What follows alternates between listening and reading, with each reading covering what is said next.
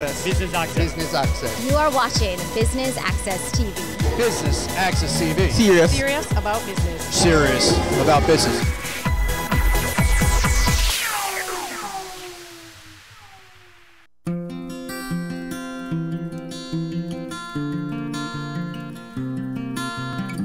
BATV is here to bring you the highlights from the 5th Annual Joan Duncan Memorial Lecture, where DK Duncan will be delivering the keynote address on political leadership, an enabler or disabler to Jamaica's economic growth. I'm Javon Keys and I'll be your host. Stay with us, much more after this.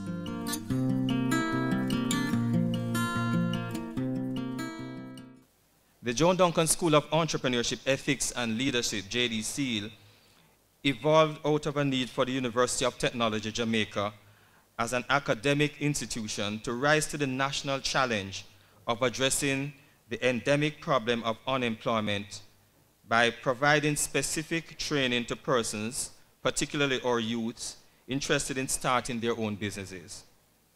It has been recognized the world over that developing the tools of entrepreneurship is one important way of promoting individuals to become their own sources of employment, given that established corporate entities are contracting in the economy. In other words, entrepreneurship is now a most invaluable tool in the arsenal of a country's strategy for national development. The government of Jamaica, through its 2030 vision document, highlights the importance of entrepreneurship in economic development. And the MSME and Entrepreneurship Policy document of the Ministry of Industry, Commerce, Agriculture and Fisheries states as follows, and I quote, "The MSME and Entrepreneurship Policy seeks to offer a comprehensive, targeted and coherent framework that will create a highly entrepreneurial sector that is characterized by innovative and competitive businesses that are supported by a rewarding institutional and regulatory environment. The achievement of the policy goals and objectives will therefore necessitate a partnership between key stakeholders within the public and private sectors and by associations representing the MSMEs." End of quote.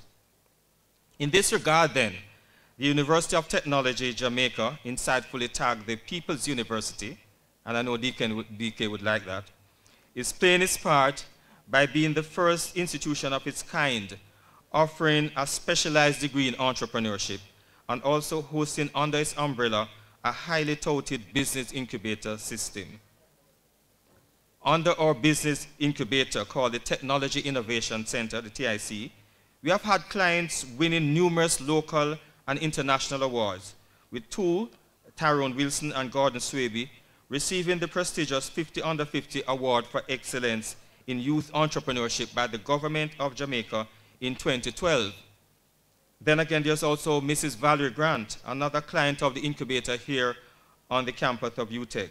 She's Managing Director of Geotech Vision Enterprises, and she has also won several prizes, including the Commonwealth Woman Entrepreneur of the Year Award, the NCB National Builders Award in the category Women in Business, and the Business Excellence Forum of the Americas Award for Female Entrepreneur of the Year in 2015. And these are just some of the awards that have been given to clients of the incubator, which is part of the Joan Duncan School of Entrepreneurship, Ethics and Leadership. In the latest report from the Global Entrepreneurship Monitor, GEM, it was shown that 85% of working-age Jamaicans agreed with the statement that most people in the country consider starting a business as a desirable career choice. Entrepreneurship as a career path is highly recognized and applauded in this country. Indeed, much status is accorded to successful Jamaican entrepreneurs, as according to the same GEM report, 85% in the category 18 to 64 age group also supported the statement that in this country, successful entrepreneurs receive high status. Incidentally, this GEM report, which is an international research tool, is produced right here in JD SEAL under the College of Business and Management by our lecturers, all done for the nation of Jamaica.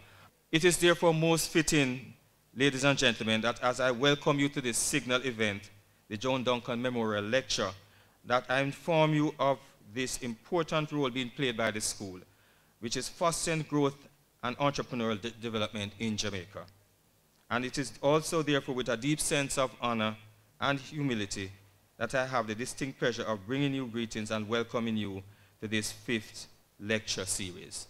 This is the 5th annual Joan Duncan Memorial Lecture, and it is in aid of recognizing the benefactor for the school, who is Joan Duncan, and it recognizes the contributions that persons have made in the field of entrepreneurship, as well as in the area of ethics and leadership, because that's the name of the school, Entrepreneurship, Ethics and Leadership. So each year we decide to concentrate on different aspects of that subject.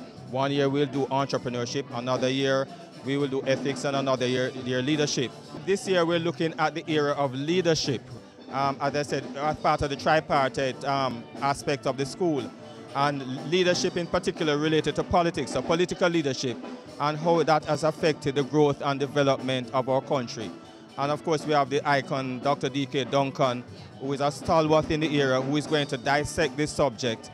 And of course we have a set of panelists, very qualified panelists, looking at various aspects of leadership. And that's going to be interesting. The Joan Duncan School of Entrepreneurship, Ethics and Leadership is the first of its kind in the English-speaking Caribbean, offering a BSc degree in entrepreneurship. And that's an achievement in itself. In addition, the school and indeed the university is the first of its kind too to have as part and parcel of its portfolio an incubator, a business incubator. So you'll find in the Joan Duncan School of Entrepreneurship the Technology Innovation Center, which is well known throughout Jamaica as one of the incubators, one of the first incubators in Jamaica. And so we have clients within the incubator who are there to network, to be mentored in terms of developing their businesses, and students interact with these live clients, these live entrepreneurs, and at the same time learn from them. And that in itself is a tremendous experience. So that is the basis in terms of the school. Each student, when they come to do the degree, unlike the other conventional students within the university, they have to come with a business idea. So the entire 4 years of development is surrounded a business idea that they may have, and then they look at the various aspects of developing that idea, including the business model, canvas, including looking at accounting for your business, finance, marketing, sales, and so on, all surrounding the business. So at the end of the period of when they're about to graduate, they should be ready to start a business. They've asked me to talk on a question that people ask me every day, do politicians really believe polls, and are polls authentic? And I have a very easy answer to both of them, which I will share in the gathering. But yeah, I've been in polling for over 30 years, and I've survived political polling because politicians believe in what they hear, They don't always use it the way they should, and some of them fall awry as a result. But generally, I believe that politicians do place a lot of reliance on polls and actually use it for all kinds of strategies.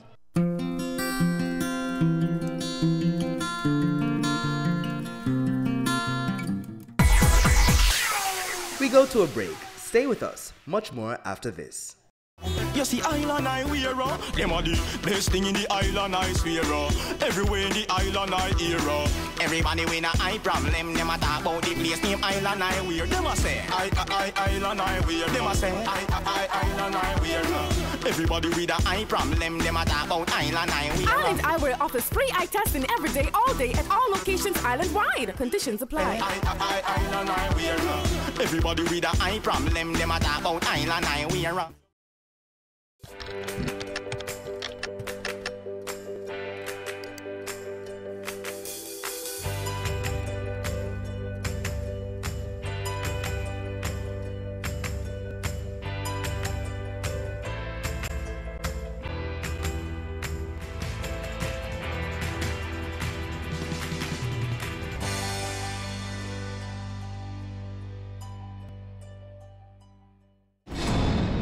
Are back with another exciting, innovative and inspiring season. It takes a lot of stick-to-itiveness, being consistent and persistent in whatever you're doing. That's the bottom line. Business exists to add value to people's lives. And if we're not doing that, might as well we lock down the store and just call it a day. It's a season 3 of Creating Wealth, Mondays at 8 p.m. on Business Access TV. Have you seen it? It's BATV Live. Live streams of business news weekdays at 7:30 p.m. Stay on point Thursdays at 8 p.m. with our Business Current Affairs show and Weekend Business Report Saturdays at 7:30 p.m. wherever you are. Log on to our Facebook page at Business Access TV or visit our website at batvja.com. Live and at your fingertips. Business Access TV. Serious about business. Welcome back and thanks for staying with us. Let's join our presenter on stage.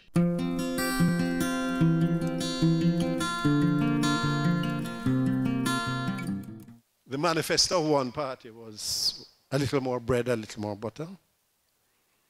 And of the other was self-government and education.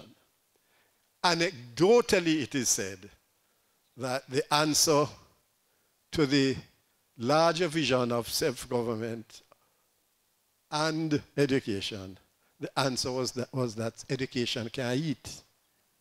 Huh? And I don't know if we see, I'll only ask the question, if we see any manifestations of that kind of political behavior in our society at this time. It might have been a necessary thing to deal with the immediate needs of people. But in the end, without vision, the people perish. So a lot of things added up in the early years and the origins of political tribalism, and it developed through the years, the 40s, the 50s, into the 60s. It carried with it not only the distribution of housing in a partisan way, political violence, unions against unions, then later on political parties against political parties on election day in particular, then it spread. It spread. All of that came about under the leadership of political leadership at the time. So we can clearly say that from time to time, the political leadership in Jamaica has enabled actions which could lay the basis for retarding growth. Because if you're going to divert your workers from the kind of behavior that is necessary for increased productivity, obviously that's a part of the whole growth matrix.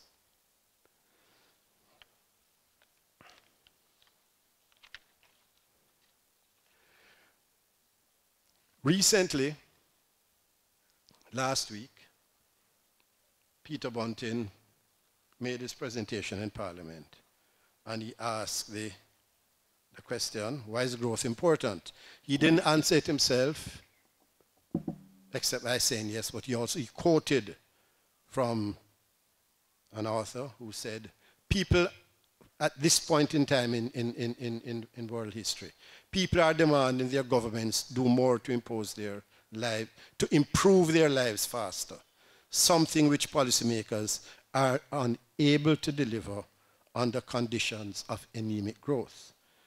Rising income inequality and a stagnant economy are threats to both the developed and the developed world, and leaders can no longer afford to ignore this gathering storm.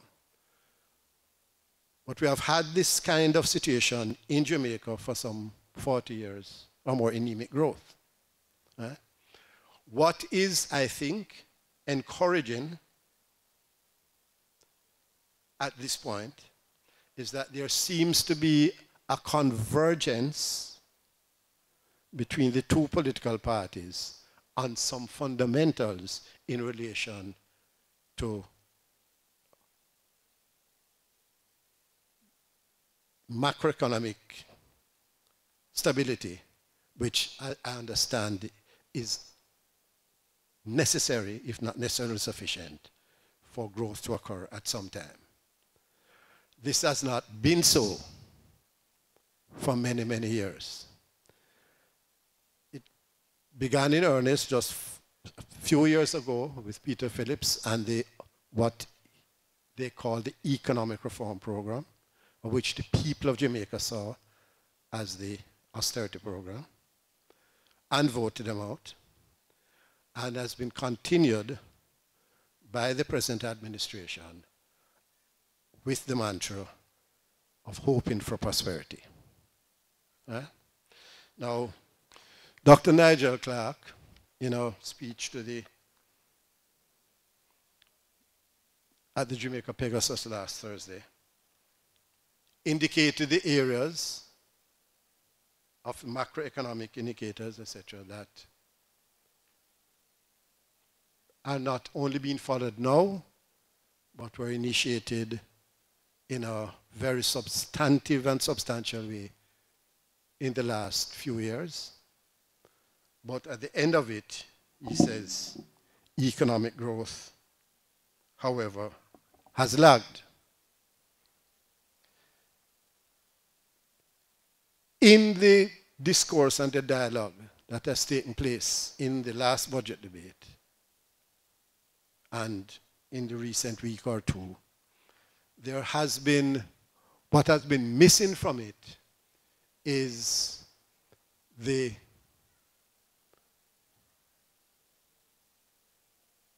approach, an approach which has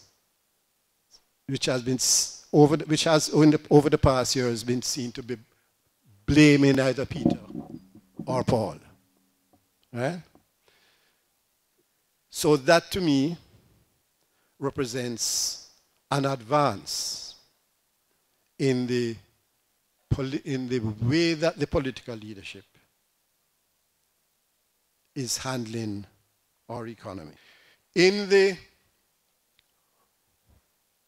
some of the ways over the past, in particular after political independence, that governments have tried to answer the question of speaking to the demands of the masses of the Jamaican people, whether it is 1838, whether it is 1938, whether it is now, right?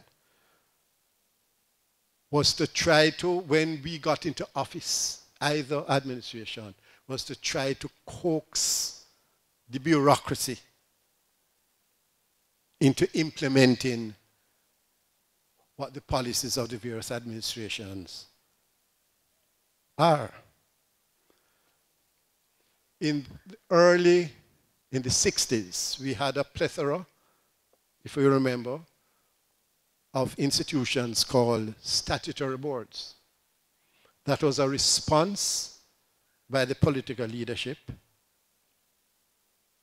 to the demands of the people for improvement in their lives, because the bureaucracy that we had inherited from the British was stodgy and didn't move very well. That was followed by things called executive agencies. Politicians themselves, the leaders, some of us even went overboard with the appointments of aides, whether special assistants, personal assistants, all kinds of assistants, to try to ameliorate the policy delivery, the program delivery process. But those have ended up in a public sector which now is in need of, and has been in need of reform for donkey's years. I could go on and on to give examples of how our political leadership, in attempting to address the needs of the people. I don't from my own experience interfacing with politicians, I don't accept that the vast majority of us intend to go in there and get rich quickly. I have dealt with many politicians, and they have, most of them that I know, have gone into this thing with a good heart.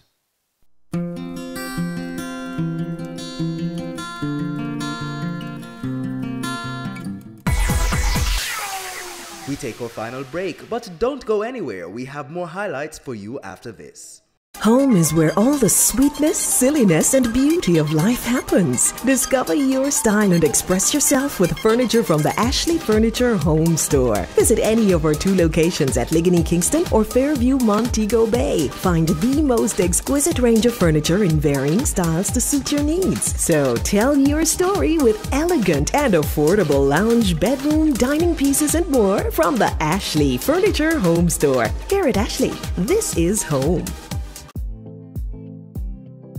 Stay current and gain more information on the ever-evolving industry of real estate on Home Sweet Home, Sundays at 4:30 p.m. on Business Access TV. Having a corporate event, seminar, awards show, conference, product launch, workshop, or expo? Business Access TV is here to showcase your event. Contact our sales department at 908-0919, 906-6357, or 908-2775 for more information. Business Access TV, serious about business.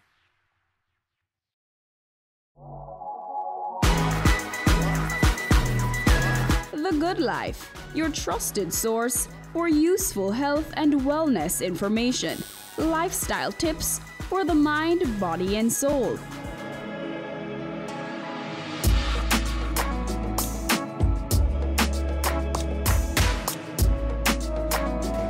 Tune in Tuesdays at 8:30 p.m. on Business Access TV.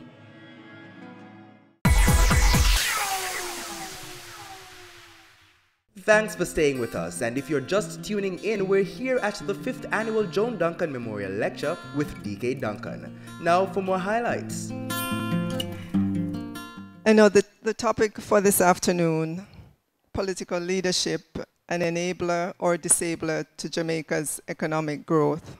When I look at the history of Jamaica, going back, I think, before independence, and you look at the various periods of times, the different parties that have come in and out to help to manage and guide this country.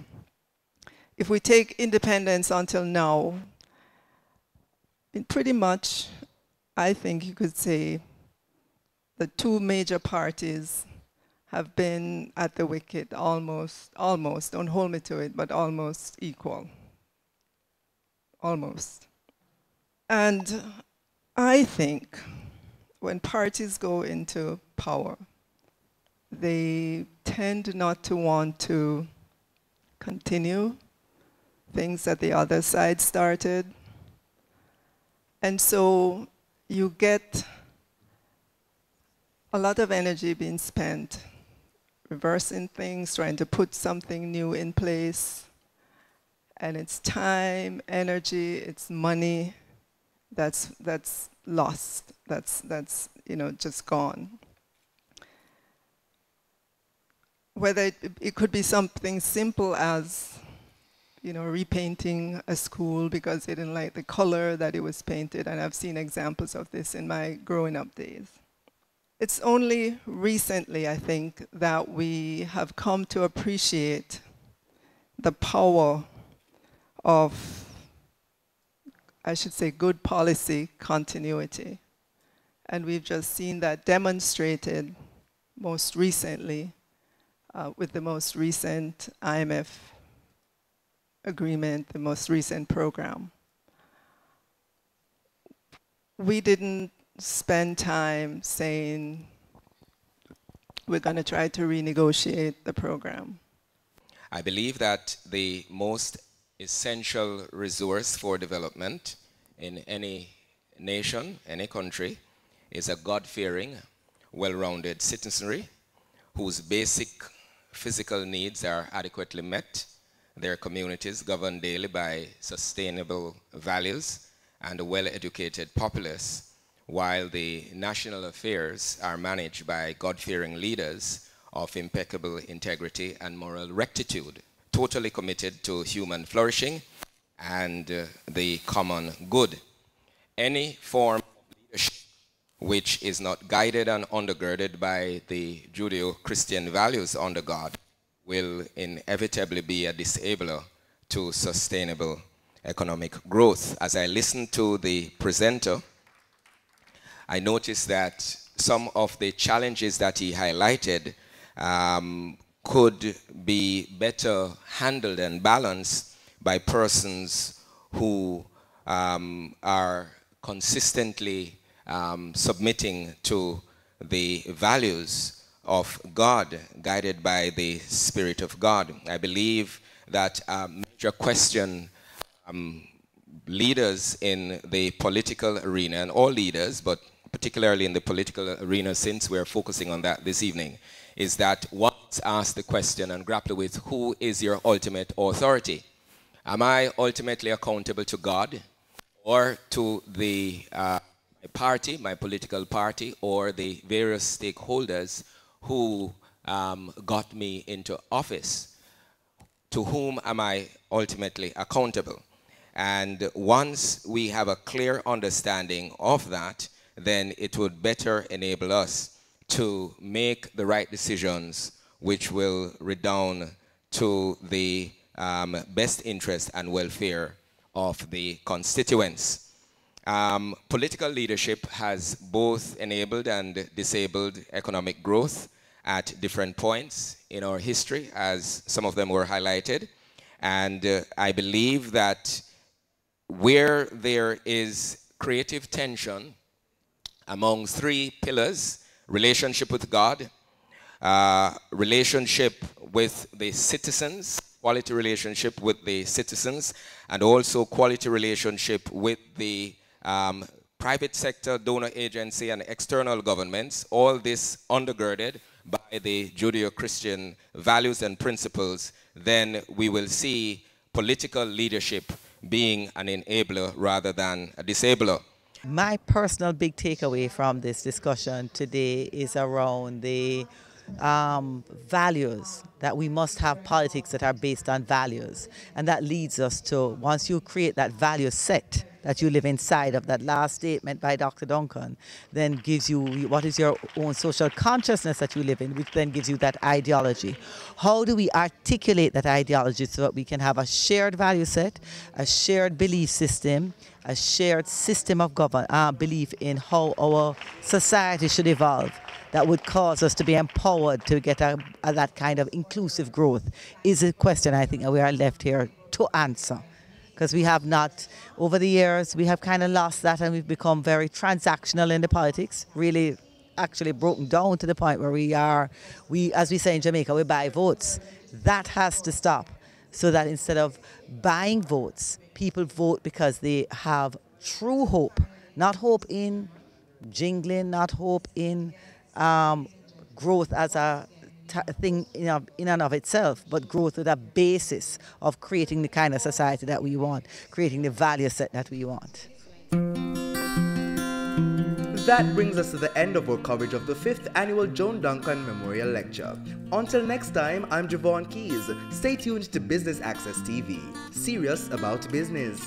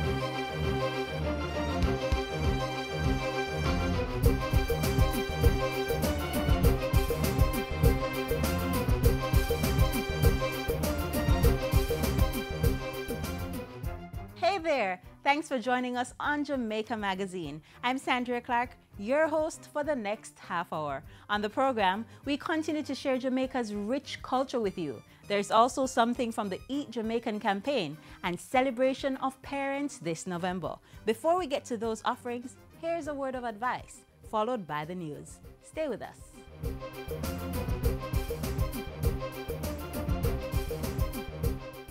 This is the Aedes aegypti mosquito that spreads the Zika, chikungunya, and dengue viruses. Search for its breeding sites and destroy them. A message from the Ministry of Health.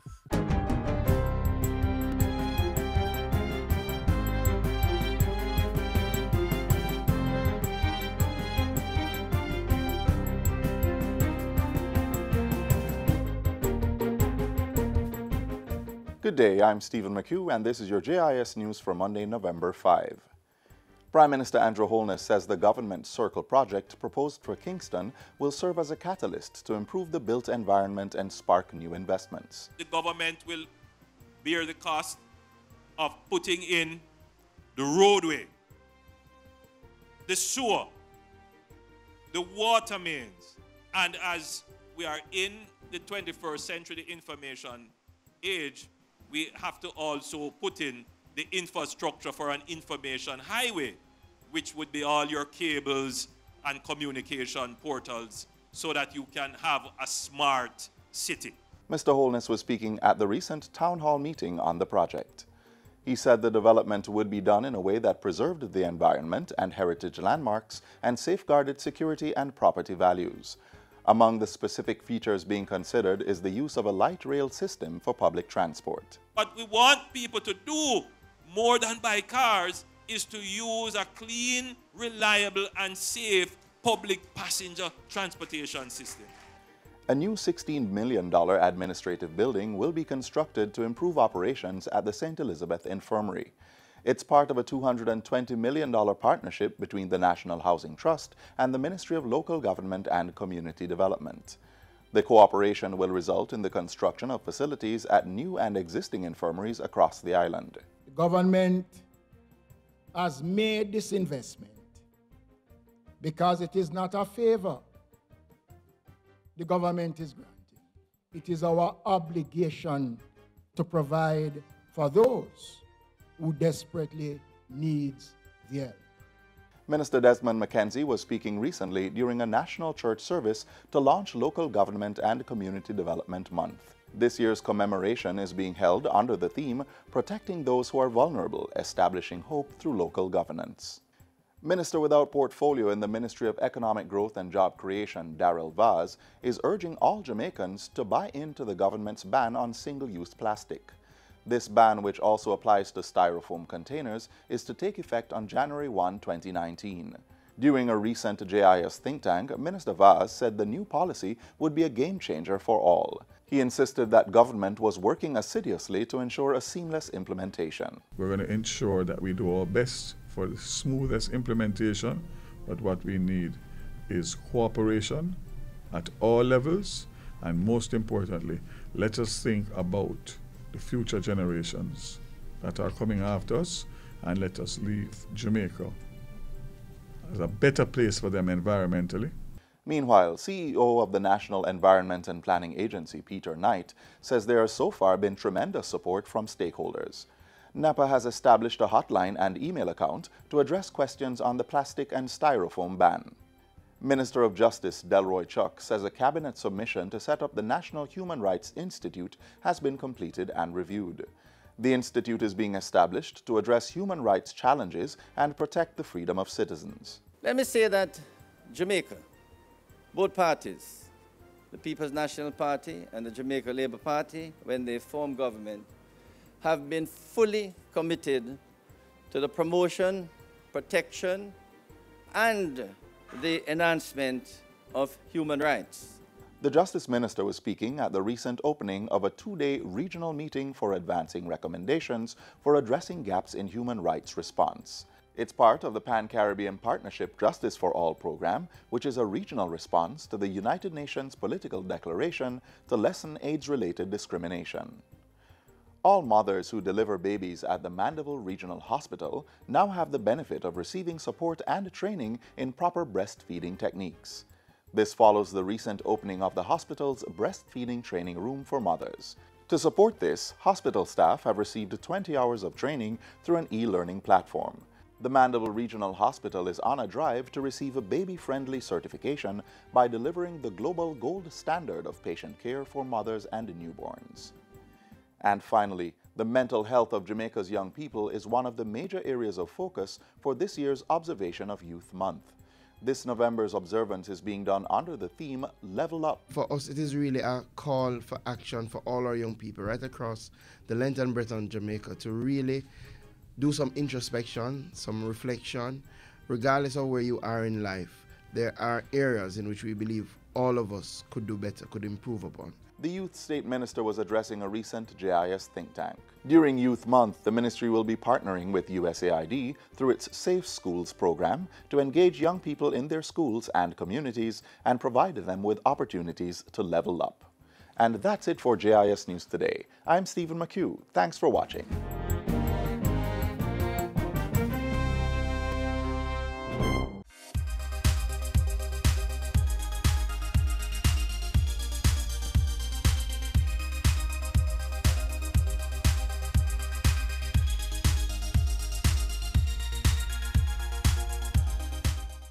Heritage Month may be over, but we're still in the mood to celebrate the valued things that have been passed down from previous generations. Take a walk with me down memory lane as we highlight the red and white or maroon and white plaid that makes up our national dress. A decade-old fabric worn by our forefathers and mothers and is now embedded in our culture. What am I talking about? A bandana, bandana, a part of our identity, a bandana.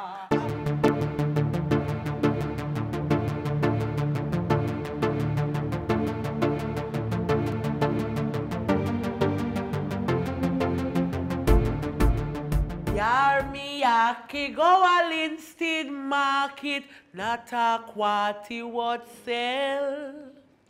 Yarmiyaki go al instead market, not a quality what sell. Oh Lord, what a night, what a night, what a Saturday night. Lord, what a night, what a night, what a Saturday night.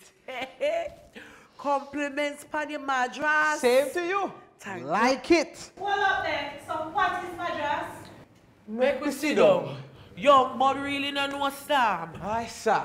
Madras is what we call bandana. So madras is basically a cotton plaid fabric which came from India and was brought to Jamaica by the indentured laborers after slavery ended. But every Caribbean island have a little touch of this, you know. They have a different pattern. Right. And so, them use it to identify each Caribbean island. It is important to note that the broader plaid, which is referred to as the Miss Lou bandana, is the original material that was used in Jamaica.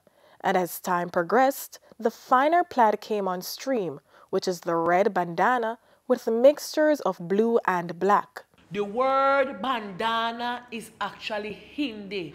And everybody knows that Hindi is the language that the people from India speak. Now the word bandana means to tie. And that's why most people associate bandana with tying your head. But in Jamaica, we don't use bandana per se. We use any kind of fabric for tie head, you know. All we do, we just wrap it around their head in a one circle and we tie it back so that when they put the goods on top of it, it all on balance. Hold on then. See one basket here. Oh, so now, me can carry me a Kigali Linston market.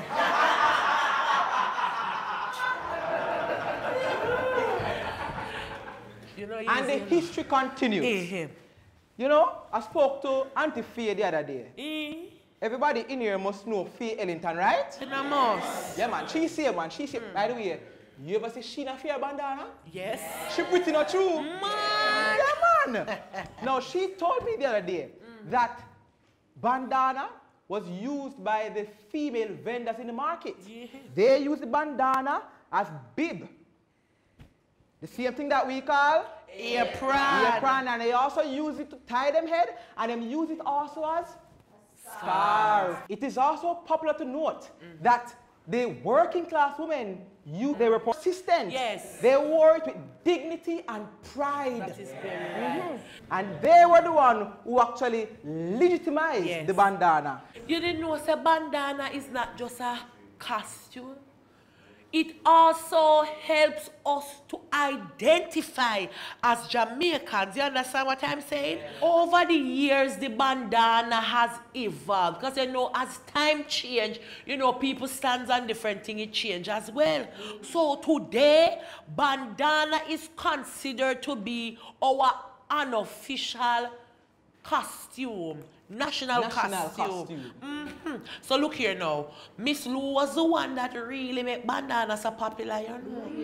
Yes, man. Every time she would do one of her theatrical performances, Miss Lou would dress up in her bandana.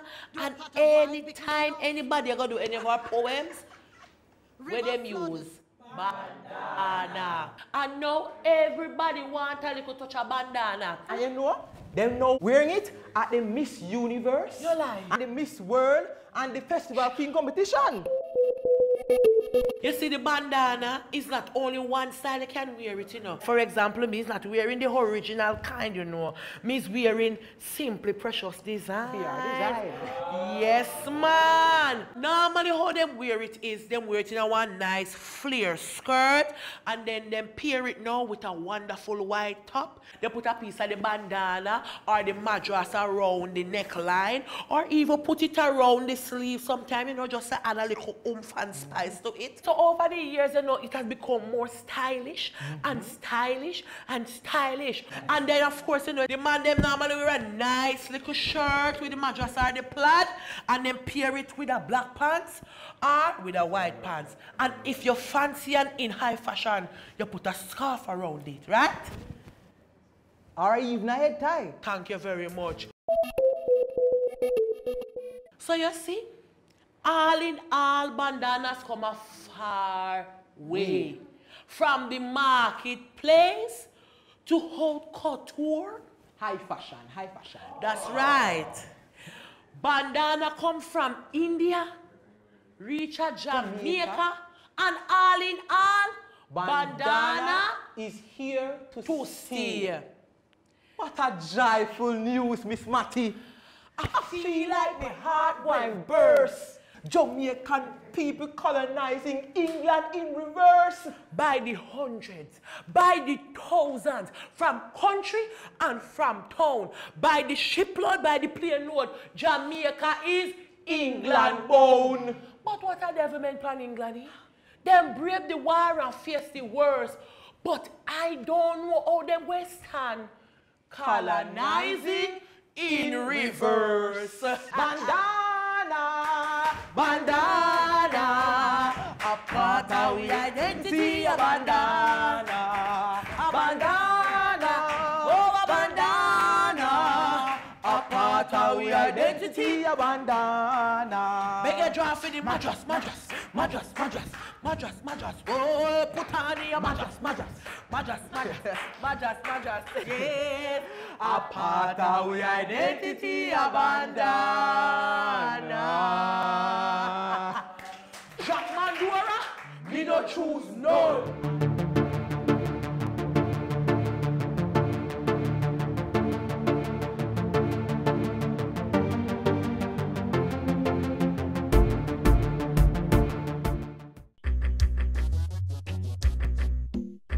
Nutritious food, succulent dishes, superior workmanship, and excellent service. Jamaica is on the go. Let's grow what we eat and eat what we grow. Let's harness the indomitable spirit of our most valued resource, our people. Let's support our local businesses. After all, buying Jamaican means building Jamaica. Original.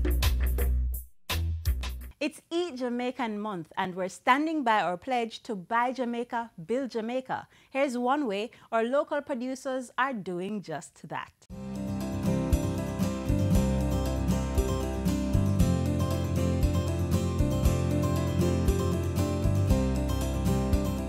In July 2017, the Caribbean Brawlers Group launched Imagination Farms to produce homegrown products. Now, it's planting onions, Scotch bonnet pepper, sorrel, sweet corn, and West Indies Sea Island cotton on 400 acres of farmland in Hill Run, St. Catherine. Caribbean Brawlers reaped 12 acres of onions under its homegrown brand. This venture is responding to an appeal from government for ramped-up local production of onions. The statistics are telling us that right now we import over 80% of the onion that we eat. It is hoped that Imagination Farms' output will help to reduce imports by 10%. The company has plans to increase this to 50% over the next 5 years. We have a targeted program where we are looking at import substitution and looking at export potential. So, for example, for onions, we want to be a part of the thrust to curtail the amount of imports coming to the country. We're importing about 4 million US, 9 million kgs, and we think that Imagination Farms regarding onions, and we want to be a part of that process in terms of stemming, arresting the importation, and we have started on a good road. Our yields have been good. This project by CB is demonstrating that it can be done here, and it can be done at a competitive price, and it can be sold to the supermarkets and sold to the hotels at a reasonable price. And it's a fresh product that's coming straight out of the ground. They're going to plant another 60 acres. Onions, onions, onions. The government is calling on more farmers to pick up the mantle and help curtail our onion imports. And support is on offer through the Agricultural Push Start program. And this is one where anything coming through, rather, that is the inputs. The seed, the fertilizer, and the spray will be given to the farmers up front. As long as you prepare the land, rather will have the seed, the fertilizer, and the spray to give you when you are ready to plant. That means that the only thing that you need to do is to provide the labor and to make sure that you take care of the crop. For more information on the Agricultural Push Start program, call or visit your nearest Rural Agricultural Development Authority, RADA office. Imagine it, believe it. You can play your part in helping to lower Jamaica's high import costs.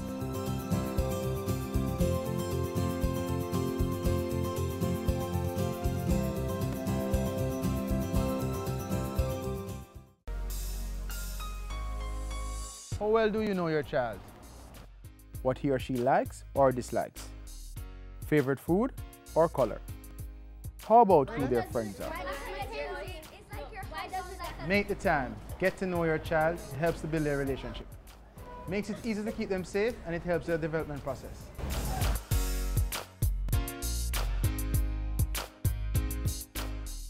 It's the time of year when we celebrate our parents who are piloting our children, the future of this great nation. Right now, we highlight one parent who is a shining example for others to emulate.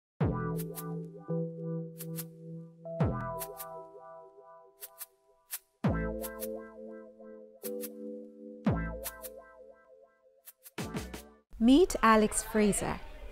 He's a 10-year-old student of Dunrobin Primary School in Kingston. He's just like most other boys his age. He loves to play football, hang out with his friends, and play computer games. The only major difference, he cannot walk like most other boys his age. Alex was born with spina bifida, a condition where a baby's neural tube fails to develop normally, causing damage to the spinal cord and bones of the spine. Alex's mother, Tamara Brown, has 3 other children, all of whom have no birth defects. But from Alex's birth, Tamara was determined that he would be given the same opportunities. I want Alec to have a good education. No matter if anything happened to me tomorrow, I want him to have a good education. Can't complain. The children, the teachers, love him a lot. It's fun having Alex around, even though sometimes it's like he's not even there. He's so quiet, he's so obedient, and he gets along well with his parents. Parenting a child with disabilities like Alex's takes extra special loving care. I have to make sure, go to school, eat, because Alex is a very sick child. Alex has high blood pressure, he has a kidney problem, so I have to take antibiotic every day, I have to take mineral oil every day. It means Tamara has to be at school with Alex for the entire school day on many occasions, as there are times when he doesn't have an assigned special needs assistant. We are always here for Alex's mom and for Alex. She has been a strong parent though, doesn't complain a lot, but we have been there in support, maybe for lunch or any advice that she would need. So she has been a great parent. Alex's mother, she never gives up.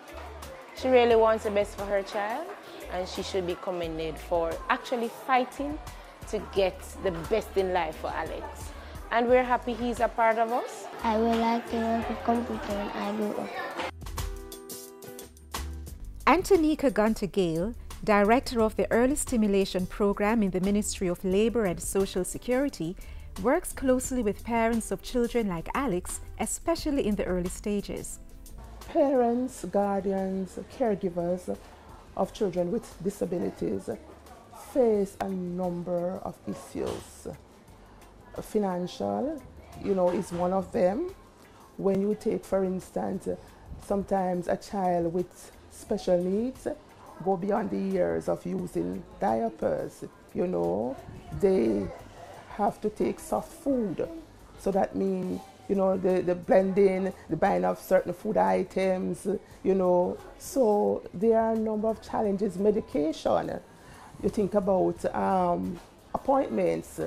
The child needs to go to the hearing, specialist. The child needs to go to the audiology.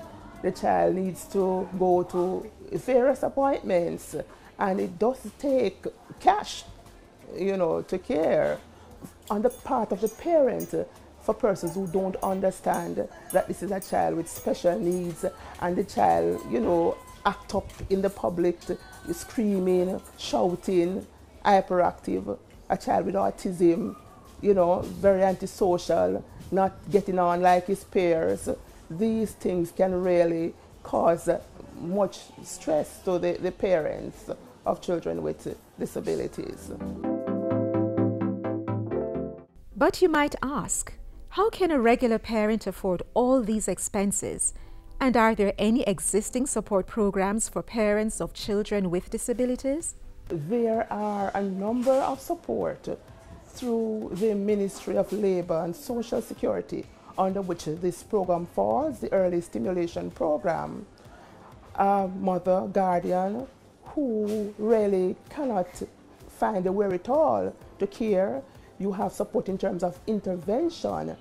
You have financial assistance in terms of a rehabilitation grant that is offered through the ministry for parents or guardians of children with special needs. You have the Jamaica Council for persons with disabilities that also offer support and financial assistance for, starting up your own business, advice, and, that sort of a thing.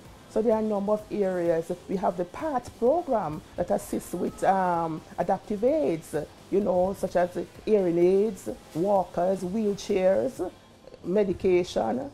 For parents who, like Tamara Brown, are unable to maintain regular jobs as a result of having to be with their disabled children at home or school, the Early Stimulation Program guides them to numerous entrepreneurship opportunities. We have parents, for example, a simple thing as making soaps, different soaps, putting together, soaps that is tested and passed, approved through the Bureau of Standards, selling soaps. So we have mothers doing phone cards. We have parents doing their little craft at home, rearing chickens at home, doing eggs, you know. So there are a number of areas while taking care of the child at home, the parent could do. For more information, you may contact the Early Stimulation Program at 95 Hanover Street, Kingston. Call them at 922-5585. Children with special needs need extra special parents.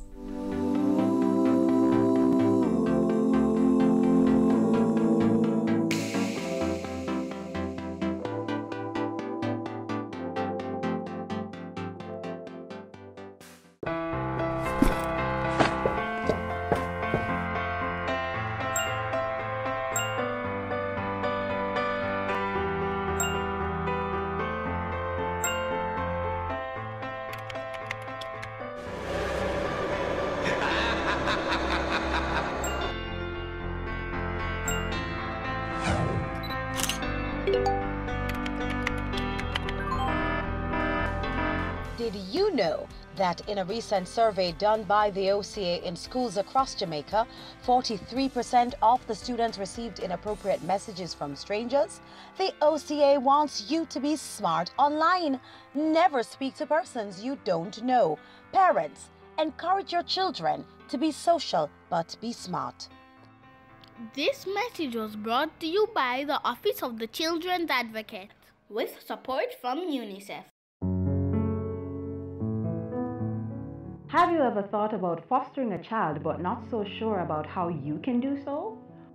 Well, today is your lucky day. Get your pen and paper ready as we take you through all you need to know about the foster care program in Jamaica.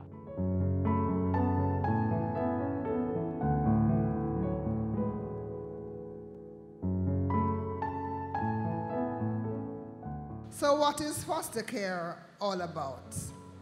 Foster care is a process that allows non-biological parents to provide children in state care with a stable environment which contributes to their overall development. How do you become a foster parent? You have to be a responsible adult in good legal standing between the ages of 25 and 65. Must have accommodation that the child can be comfortably housed, gainfully employed or have some source of income, willing to undergo medical examination, must have a police record, meaning you must provide a police record, not that you must have a record, and finally to agree to a home visit and assessments by the children's officers periodically as they supervise the child in placement. And those are the basic steps you need to take to foster a child. I dare you to make a difference and foster a child who is in need of your helping hand today. For more information on foster parenting, visit any CPFSA office island-wide or call 876-948-284122.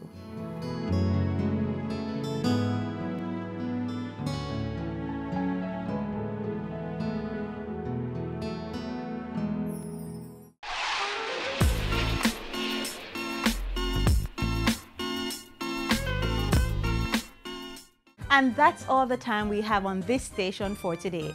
We're available at your leisure online.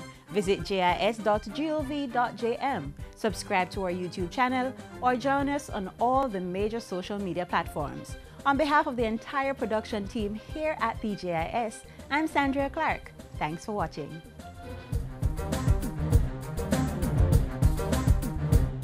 This has been a production of the Jamaica Information Service, the voice of Jamaica.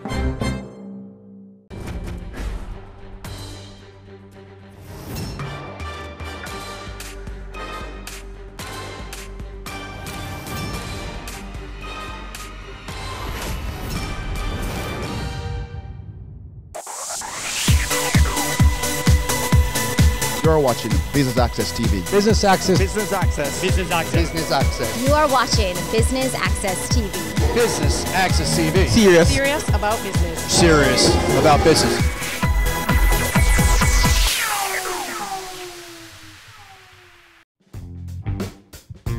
New Fortress Energy recently hosted an entrepreneurship workshop at the Jamaica Pegasus Hotel, and Business Access TV was there to bring you the highlights. Stay tuned.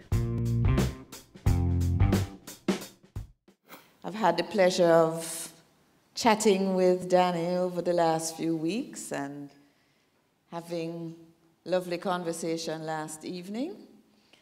And you will know that Danny is the executive director of the Jonathan M. Nelson Center for Entrepreneurship at Brown University. But what you probably don't know is that he's not just a professor at a university, he's first and foremost an entrepreneur. He started and sold many businesses, and he is globally recognized for his teaching of entrepreneurship. And he's very passionate about this. And, you know, people who are in this field tend to be very passionate, just like you as entrepreneurs. I know that Danny is going to get a lot more into his background, so I won't say very much more, except to welcome you, Danny, to Jamaica. It's his first time. Let's give him a warm Jamaican welcome. Like many of you in this room, I am an entrepreneur. I'm somebody who's had some pretty deep, long-term, successful entrepreneurial experience. And that dates back to when I was even an undergraduate at Brown University. I was a history concentrator. Any other liberal arts concentrators in the room or majors in the room? That's interesting, not that many. So I studied history. I knew nothing about business. I knew nothing. I didn't even know the word entrepreneurship. And my senior year at Brown, I was asked to join a software company. We built that company up, and in the late 80s, we sold it to Apple. And I thought, wow, that's kind of a cool thing that we did. I knew nothing about business or technology, and I was able to contribute pretty significantly to that process. By the way, to my young students, I have to clarify that in the late 80s, there were such things called computers, because they can't envision that in the 80s there were computers. But once I clarified for them, they're interested to hear, oh, you were a student at Brown and you did that.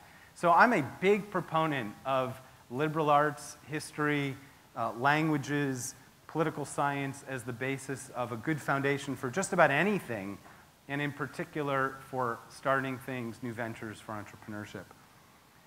About 13 years ago, I got a fateful tap on the shoulder from a beloved professor at Brown, somebody who had actually helped us and supported us when we were students to start that company, to teach entrepreneurship at Brown. And I was confused for a couple reasons. One, first of all, I thought he was joking, because I told him I had never taught anything, nothing, not even Sunday school. He must have the wrong guy. And besides that, how is it even possible to teach entrepreneurship? And he's not the kind of person you can easily say no to, so before I knew it, I was in front of a Brown class teaching entrepreneurship. And so I always say that teaching entrepreneurship is what I call a participation sport, not a spectator sport, meaning that you can't really teach it unless you do it. And so I want to make sure it's clear that a lot of people are sometimes confused about what even we mean by entrepreneurship. And so I want to make sure I ground us in a common understanding. And I thought I might start by involving you. And this is not a quiz. I'm not looking for you to define entrepreneurship. I'll do that for us. But what I am looking for is when I say the word entrepreneurship, and there are no right answers, what words or thoughts come to mind? When I say entrepreneurship, what word comes to mind? Being different, okay, not being like everybody else. Passion. So you have to be really excited about being different. Taking risks. Risk is often on people's minds. Half crazy. Why half crazy? Maybe all the way crazy. Exactly. What else? What other words come to mind when I say the word entrepreneurship? Patience. That's interesting. So you might not get it right the first time. It sounds like you might have some experience with that. And maybe related, I heard sleepless nights. So when it feels like you should be getting it right the first time, and you don't, you have to go back to the drawing board, Maybe that's at 3 in the morning or even a little later. What else? Maybe a few other comments. Innovation. So yes, that's often a word I hear from the Latin root. I took 4 years of Latin, and my Latin teacher would be proud for me to remember that it comes from the word nova, meaning new. So it means to create something new. Yeah, so is that what you were thinking of when you thought that? Yes. What else? What other words or thoughts come to mind? Yeah. Quitting your job? Could be, yes. Right. Not necessarily, but in your point of view, that's your sense of it, that you're losing your ties to a dependable income and you're going all in by being aggressive. Could be. And maybe that leads to some of those same sleepless nights, yes? Problem solving. You took a peek at my slides, I have a feeling. Excellent, yes. So all these words resonate with the whole concept of entrepreneurship.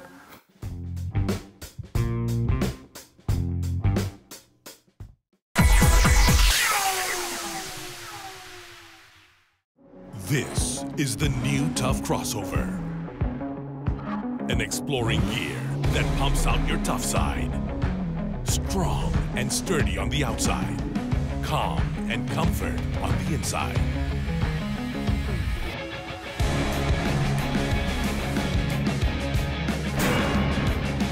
This is Suzuki New SX4 S-Cross. Gear to explore. Career Moves has always explored interesting careers, highlighting all you may not have known about them. This season is no different. Coming back to Jamaica, everyone's like, Fizzy what? Fizzy who? When you find a bright boy or girl in the class and people say, what are you going to be? The parents will say, you have to go be a doctor, you have to go be a lawyer. Nobody says you have to go be a politician. Let me see your hands! Tune in Tuesdays at 8 p.m. on Business Access TV. The Good Life, your trusted source for useful health and wellness information, lifestyle tips for the mind, body, and soul.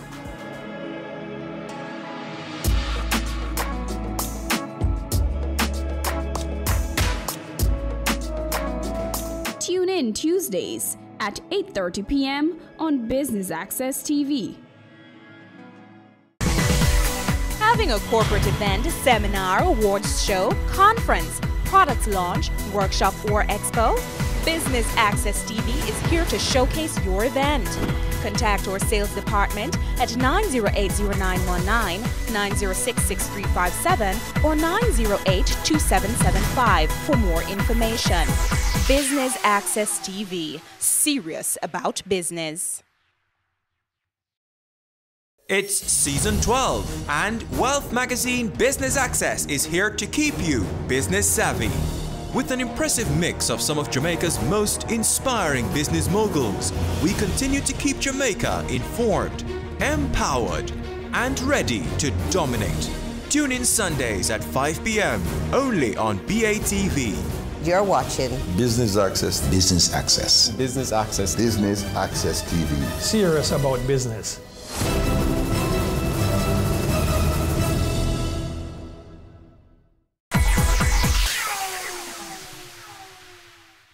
So New Fortress Energy is a global energy infrastructure company. What we've done in Jamaica is we've actually helped partner with JPS to introduce natural gas into Jamaica. And so we have two big projects in Jamaica, one in Montego Bay and one at Old Harbor, that are bringing the infrastructure into Jamaica so that we can bring clean energy to provide to power for the power plants in Jamaica, as well as industrial customers like Red Stripe, UE, and others. So we're helping the transition for Jamaica to go from the heavy fuels, the polluting fuels, to clean energy like natural gas and renewable energy like solar and wind. How important is it for you to host an event of this nature for the entrepreneurs of Jamaica and outside of Jamaica as well? Yeah, we are super excited to participate and help facilitate this event because entrepreneurship is so important to the economic growth and sustainable growth of an economy. Our company was founded by Wes Edens, who's a big investor in Jamaica, a big believer in the economic potential of this country, and he's an entrepreneur. So he understands the principles and the practices that you need to put in place for small businesses to grow and flourish and become medium businesses and become large businesses and employ a lot of people. And so what we want to do here is not only invest heavily in energy infrastructure, which we're already doing, but invest in the overall economy. And so we're focused on education and we're focused on entrepreneurship.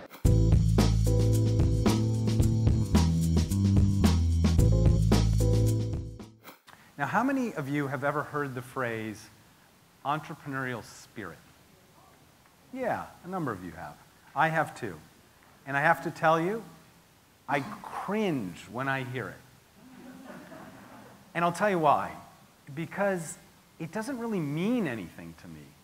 And it's the kind of fluffy phrase that might sound intriguing, but imagine if I, as a professor, were charged with teaching somebody how to have the entrepreneurial spirit.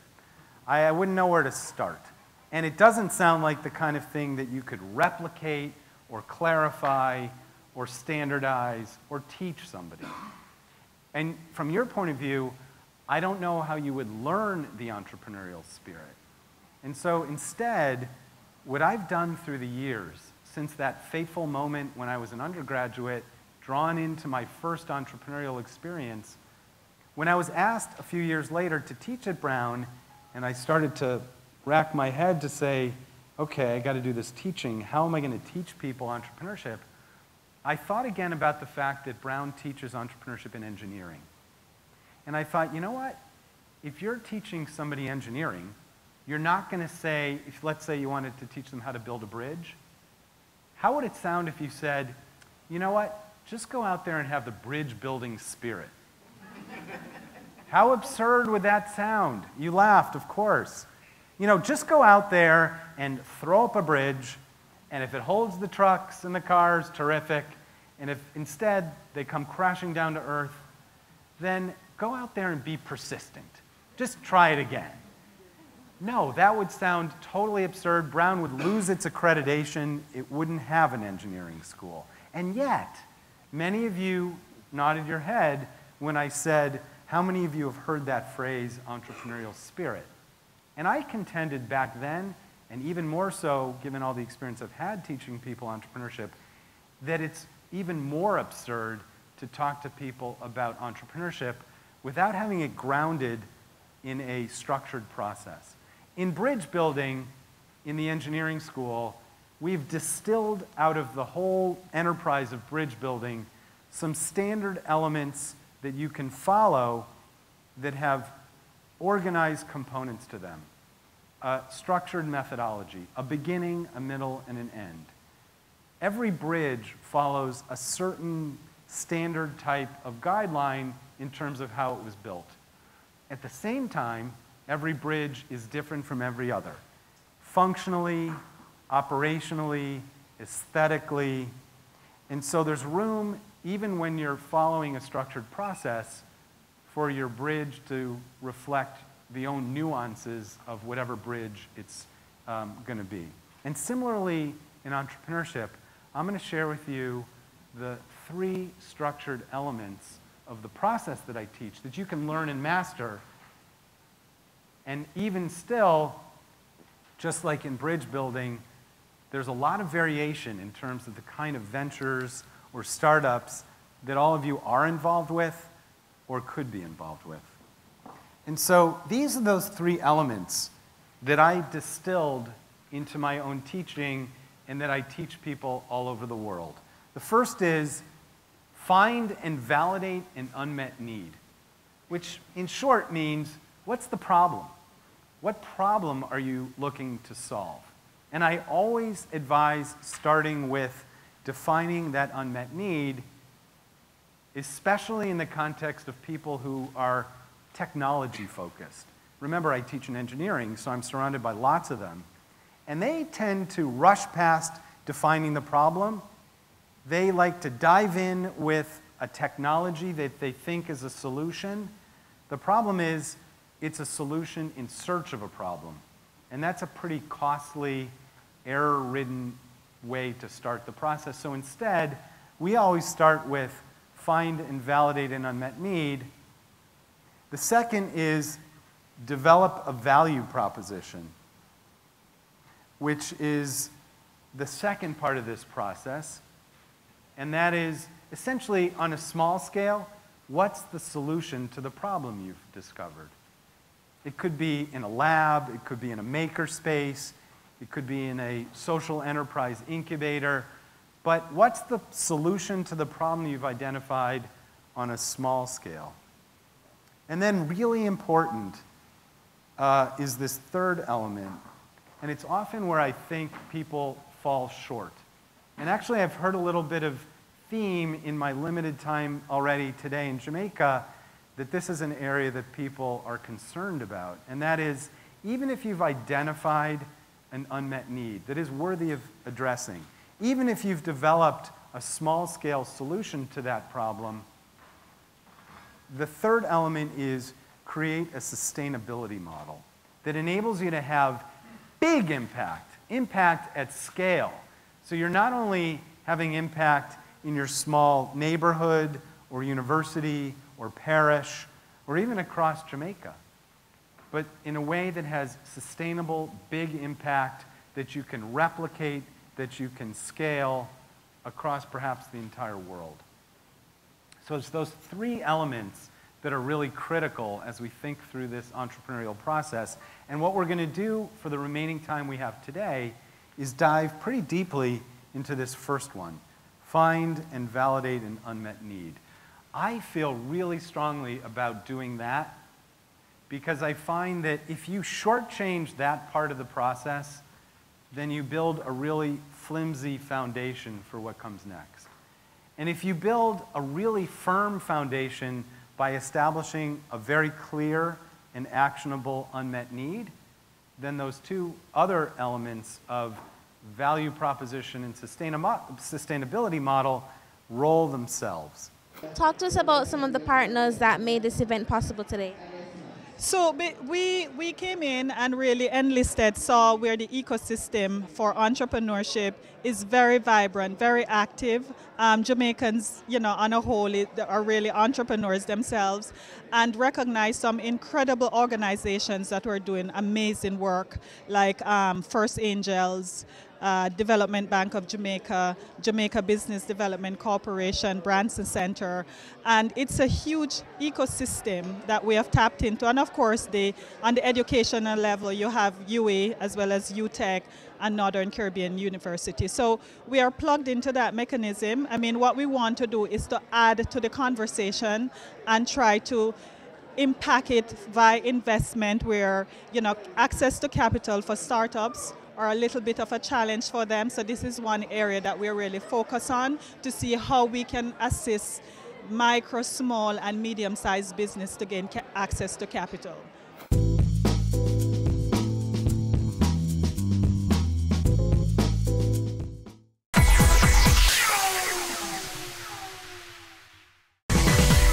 Having a corporate event, seminar, awards show, conference, product launch, workshop, or expo? Business Access TV is here to showcase your event. Contact our sales department at 908-0919, 906-6357, or 908-2775 for more information. Business Access TV, serious about business.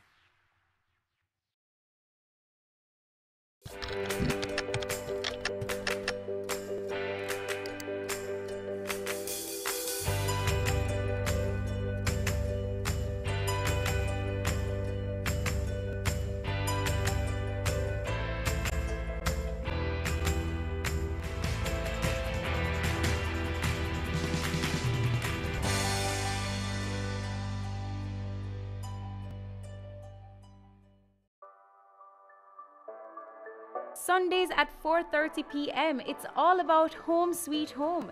Get your half-hour dose of the business of real estate, from laws and concepts to reality, building, buying, or renting. Or what about trends in decor or renovations? Home Sweet Home will keep you up to date.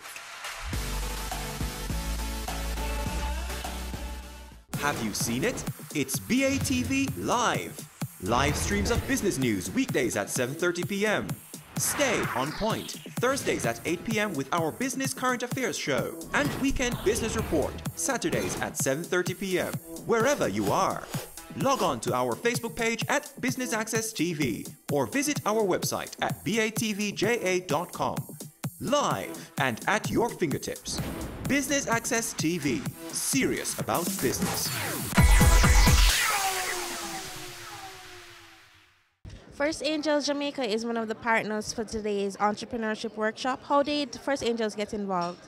So, New Fortress Energy is our newest member of the Angel Network, and we've been talking about how we can collaborate to improve entrepreneurship in Jamaica and get people in the ecosystem closer together. So we thought that it would be a good idea to have this workshop. Danny Warshay is from Brown University, from the Jonathan M. Nelson Center for Entrepreneurship. And, you know, New Fortress has a relationship with Brown. And so they suggested that we have Danny as our speaker, and we were thrilled to have him.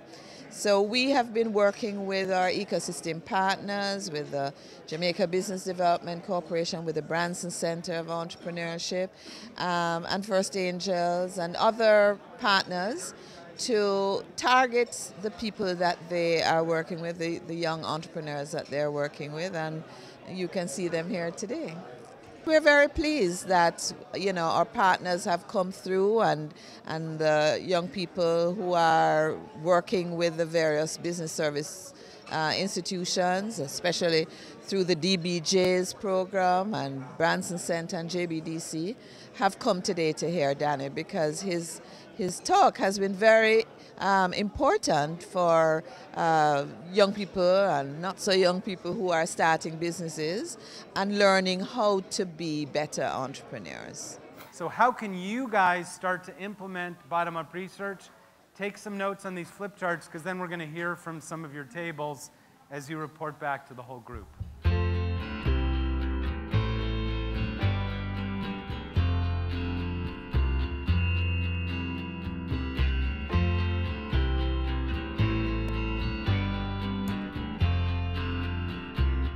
So we have little points here, because we're trying to strategize, and we're saying, all right, observation of the deaf community. How do we communicate to them?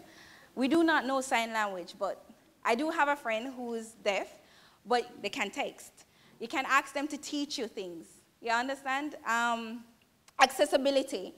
They don't want to feel excluded in anything. In society, we tend to use our own biases because we're so imperfect about certain things. We're saying, okay, they're not going to understand that because they're deaf. They might be deaf, but they're still human, and they do have different aspirations like us. So we're saying, all right, what is most important to them? What can be done to improve their circumstances? Can we include the government in it? Can we do like voluntary services? We should shadow them, shadow one person, and do a one-to-one thing with them. Be more personal with them. Empathize with them. Gaining their trust. Because most of the time you're not going to be trustworthy. Putting yourself in their shoe. Continuous documentation. You're not going to write right in front of them, you know. You're going to write at home in your diary. Aspiration. What drives them? What get them up in the morning? Probably the possible solution that we could find is try to get entrepreneurs who are in different sectors. Like I'm in the tourism industry. She's in gastronomy. He's in the food packaging industry. She does jewelry making, and she caters to the deaf community. Our unmet need was weight loss management. I don't know if you've been looking in the newspapers, but lifestyle illnesses is a major topic in Jamaica. And we have Jamaica Moves. We have a lot of movements about losing weight. But what we don't have a lot of products for is maintenance, which is far more difficult than losing weight. And so we looked at, we did the bottom-up research, but we've been asked to look at the adaptations. So some of the, I should turn it around a little bit, cultural differences Jamaicans like products from overseas. It will be very hard to get them to buy into a local product, and so we'd have to look at adapting it for the Jamaican market. Our culture, of course, which, you know, we have a lot of music and a lot of cultural proverbs which revere fat women, and so we'd have to look at how we would approach that. We definitely have a quick fix mentality. We don't like maintenance, and so we actually also included a no maintenance mentality. We have a lot of projects that we start, but the follow through is just not there. And we also thought maybe some persons might be reluctant to participate in a project like this.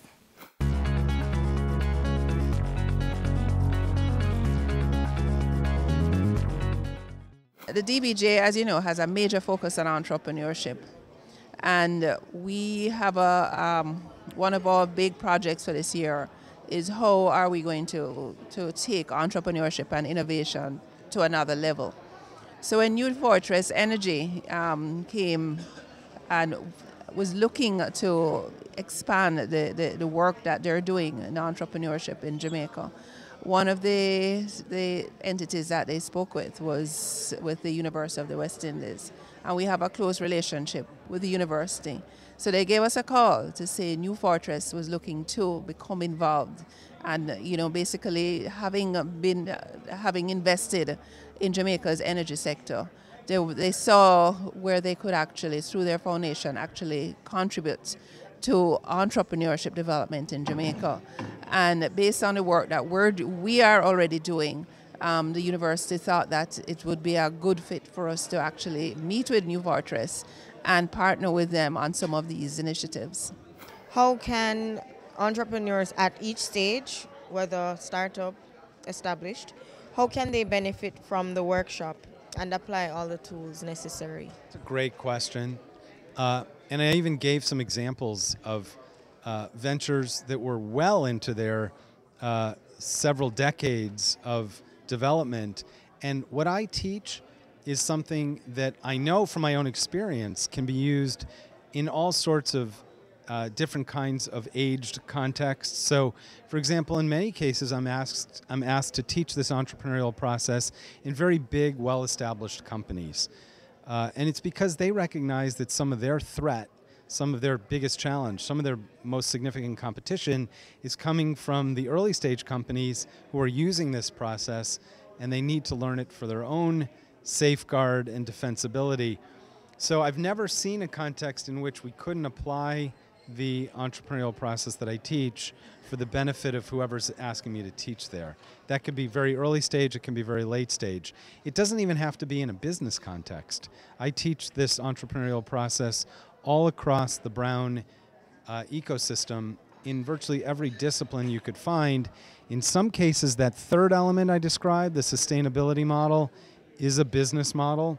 In other cases, it isn't. When I'm working with neuroscience researchers, the outcome there is better neuroscience research. When I'm dealing with doctors at the Brown Medical School or Brown medical students, the outcome isn't necessarily a commercialized product. It could be better medical outcomes. When I'm dealing with the philosophy department at Brown, the outcome is how do we think through the ethics of entrepreneurship? So we think at Brown very expansively about the wide application of this process, not narrowly as just a method for creating a business. That's it for our coverage of the New Fortress Energy Entrepreneurship Workshop with special guest Danny Warshay. You're watching Business Access TV, serious about business.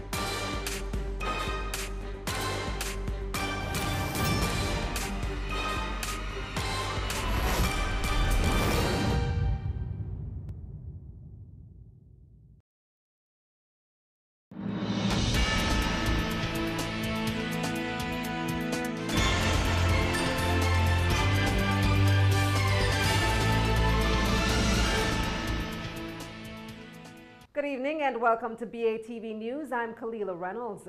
Victoria Pier in downtown Kingston has been shortlisted as an entertainment zone. Minister of Entertainment Olivia Grange made the announcement at the official opening of Ribby's Ocean Lounge.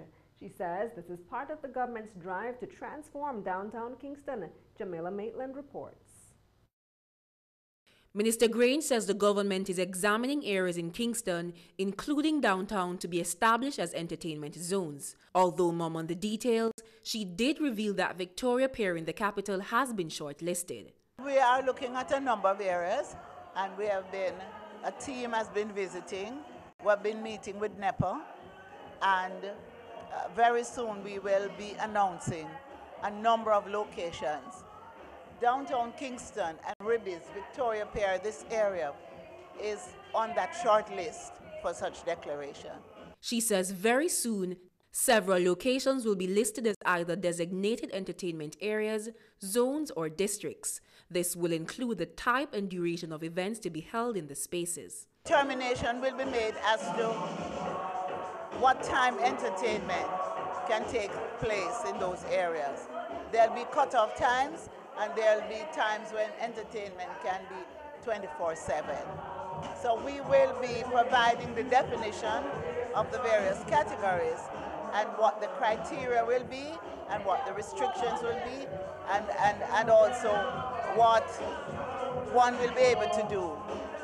In staging their events, depending on the event, will be determined as to which zones, which district or which venue can accommodate those activities. Meanwhile, Mayor of Kingston, Delroy Williams, says through meetings with the ministry, he predicts the zone will stimulate more economic activity, not only in downtown, but in all of Kingston. We have been in dialogue with the Ministry of Culture because we believe that there are many things to be done. There are changes that must take place. In certain regulations must be amended to order the entertainment industry. We have been doing that. We have been looking at entertainment zones across the municipality. We can look forward to greater order in terms of the entertainment industry and a greater vibrancy in the economy of the city of Kingston in terms of job opportunities. For BATV News, I'm Jamila Maitland. Tourism Minister Edmund Bartlett says his ministry is preparing a cabinet submission to have the ban on jet skis lifted. He was speaking yesterday at a jet ski task force meeting at the Ministry of Tourism. Sashana Small reports. 5 years ago, the government announced a ban on the importation of jet skis for commercial purposes. A ban was also placed on the importation of all personal watercraft. The government took this action after a series of fatal accidents across the island involving jet skis. But investors have been complaining that they are losing out on their investments, and the government is now responding. Players in the industry have been waiting, and some have been at risk in terms of their own investment, and others have gotten a bit agitated. You know, the level of patience have run out in some instances, and I think it is appropriate that we should address in finality this matter. The minister says that the submission will also include a policy that will guide the water sports industry. I believe that we are now at a point where we can make a cabinet submission in relation to the matter of a policy on green paper on the water sports industry in Jamaica. I think we're in a position now where we can look at what are the necessary infrastructure and how we can resource these infrastructure requirements to enable the proper execution of the policy. But the ban will not be lifted immediately. The minister says first, the Maritime Authority of Jamaica, MAJ, will have to peruse the legislation. He says if all goes well, the ban will be lifted in January. It would have been a wonderful thing to say that we are going to re-engage this activity within the next 4 weeks. But the reality is there are bits of legislative arrangements that still have to come together. And I think in particular, the Maritime Authority of Jamaica has some tweaking to do in terms of their legislative architecture to enable this full rollout that we want. Minister Bartlett says this time the policy will be properly enforced. In terms of the enforcement arrangements, Senior Superintendent, I think we have some work to do also in terms of building out the equipment capabilities of the Marine Police Force to be able to monitor and properly enforce the rules that we are establishing. For BATV News, I'm Shoshana Small. An IPO for UWI? Well, the regional university is looking at different means of raising capital to help cover its financial woes. And with regional governments owing $200 million to the institution, Vice Chancellor Sir Hilary Beckles says they're considering the possibility of opening shares in the university to the public. He says such a move would boost UWI's financial stability and long-term sustainability. He adds that this would add another tranche of earnings, pointing out that they've been also encouraging governments to give them assets in a bid to lower their arrears to the university. This is similar to what was done in Trinidad and Tobago recently, where the government handed over a new hospital to the UWI. Vice Chancellor Beckles says in the short to medium future, some of the institution's assets could be placed in a property and asset management company that would be used to develop property assets and generate more value for the university. This could then lead to an initial public offering. And when we come back, find out which government agency has again surpassed their revenue targets. This and more after the break.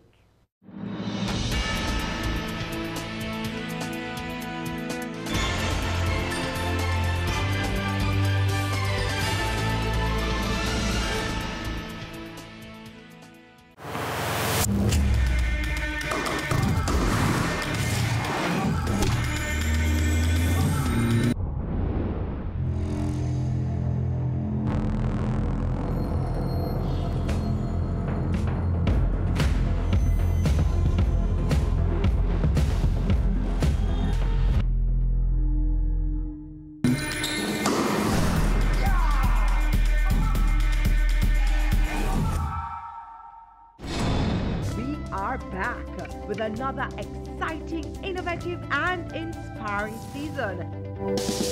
It takes a lot of stick-to-itiveness, being consistent and persistent in whatever you're doing. That's the bottom line. Business exists to add value to people's lives. And if we're not doing that, might as well we lock down the store and just call it a day. It's a season 3 of Creating Wealth, Mondays at 8 p.m. on Business Access TV.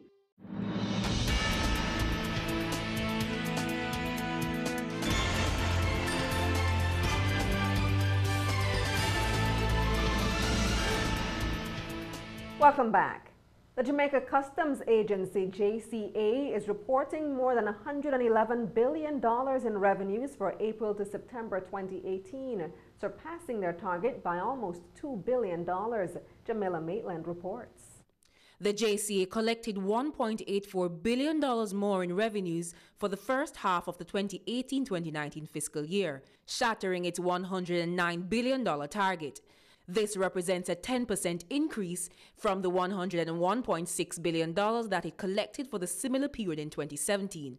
The executive agency, which collects some 38% of the country's revenues, says it will continue to keep Jamaica's economic wheels turning. In a press release, the JCA is acknowledging the need for goods and passengers to flow easily at the country's borders. They say this will result in a reduction of processing time and associated costs.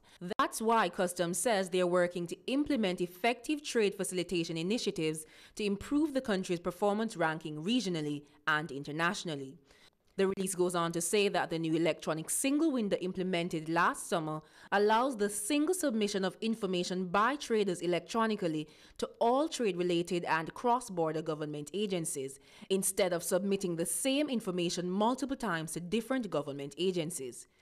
They also announced their express cargo clearance process, a simplified process for clearing small personal shipments from the ports and public bonded facilities to reduce the clearance time for goods and passengers. And the company says the new Customs Act, to be tabled in Parliament next March, is expected to provide the platform for even more trade facilitation and international best practices. For BATV News, I'm Jamila Maitland. Finance Minister Dr. Nigel Clarke says the government intends to review the investment limits on pension funds, but he says the revision will be in phases. The minister was speaking at the 3rd Caribbean Finance and Investment Forum recently. Sashana Small reports. On BATV's business discussion program On Point last week, Vice President and Chief Investment Officer at Scotia Investments Brian Fraser expressed his dissatisfaction with the limits placed on pension funds for investments. He said because of these limits, pension funds aren't able to invest in local infrastructure developments. What would have affected pension funds in terms of participating in large infrastructural projects is, there's one reason, which is the limits that the pension fund currently has. We do not, for example, have limits to invest in private equity, or we have a small limit that we'll have to share across all the other investment classes outside of equities, real estates. How much is that limit? It's currently 5%. He also pointed out that market conditions make now the opportune time to invest. Given the current situation in Jamaica where, the interest rates are very low and the returns on government instruments are very low, as well as the fact that the government has been borrowing less in the market, pension funds now have an appetite for more investment. But these concerns may soon be addressed. Finance Minister Dr. Nigel Clarke says the government is looking to review the limits on pension funds. After our long sort of financial sector crisis, our regulations moved in the direction of really stopping risk-taking as opposed to in the direction of managing risk. We have been engaged in a long-term review of investment limits for pension funds. Pension funds today are precluded from investing in certain classes of investments that are normal, standard, and expected in most parts of the world. However, he says the limits will only be moderately revised, as the plan is to revise them again in the future. And by doing so, in combination with improved standards, regulatory standards, and having a greater universe of rated securities, we expect to introduce a deepened culture of institutional risk management and thereby support prudent intermediation. For BATV News, I'm Shoshana Small. Meanwhile, the finance minister says the government plans to start a ratings scheme for corporate issuances. Here's more. Minister Clarke says the government wants to develop and deepen capital markets. One way to do this is to create a rating scheme for corporate issuances. He says that this will improve efficiency in the market and ensure issuances are better priced. We intend to strongly encourage the rating of corporate issuances. Ratings simply provides more information to the marketplace, and if more issues are rated, it means that the market will function more efficiently. It means that issues will be priced more accurately, and the opportunities for dislocation will be reduced. He says the government also intends to develop an independent rating scheme to support the transition from a zero-rated government assets to non-government assets. We are intending to institute a program to have independent rating of issues of capital market instruments to support this transition from zero-rated GOJ assets to non-GOJ assets. Currently, the minister says only a fraction of corporate issuances are rated, but he hopes that the rating scheme will allow the majority of issuances to be rated. And one of the things that we're looking at is that the existing universe of already issued corporate securities that's already in the marketplace, with the consent of the issuers, to have those rated, as many of them as possible. So you go from an environment where only a fraction of your corporate issues are rated to one in which probably most, if not all, are rated. For BATV News, I'm Shoshana Small. And when we come back, the latest from the campaign trail as the U.S. heads into tomorrow's midterm elections. This and more in regional and international news up next.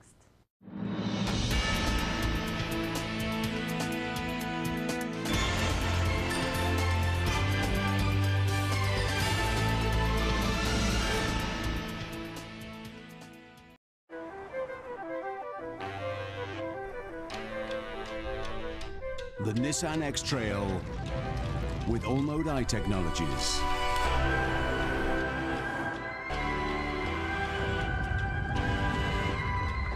No matter what the road throws at you,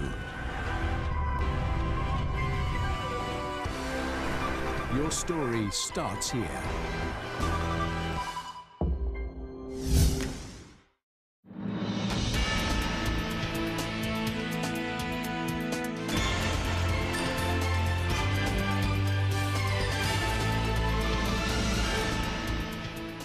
Welcome back. It's time now for regional and international news.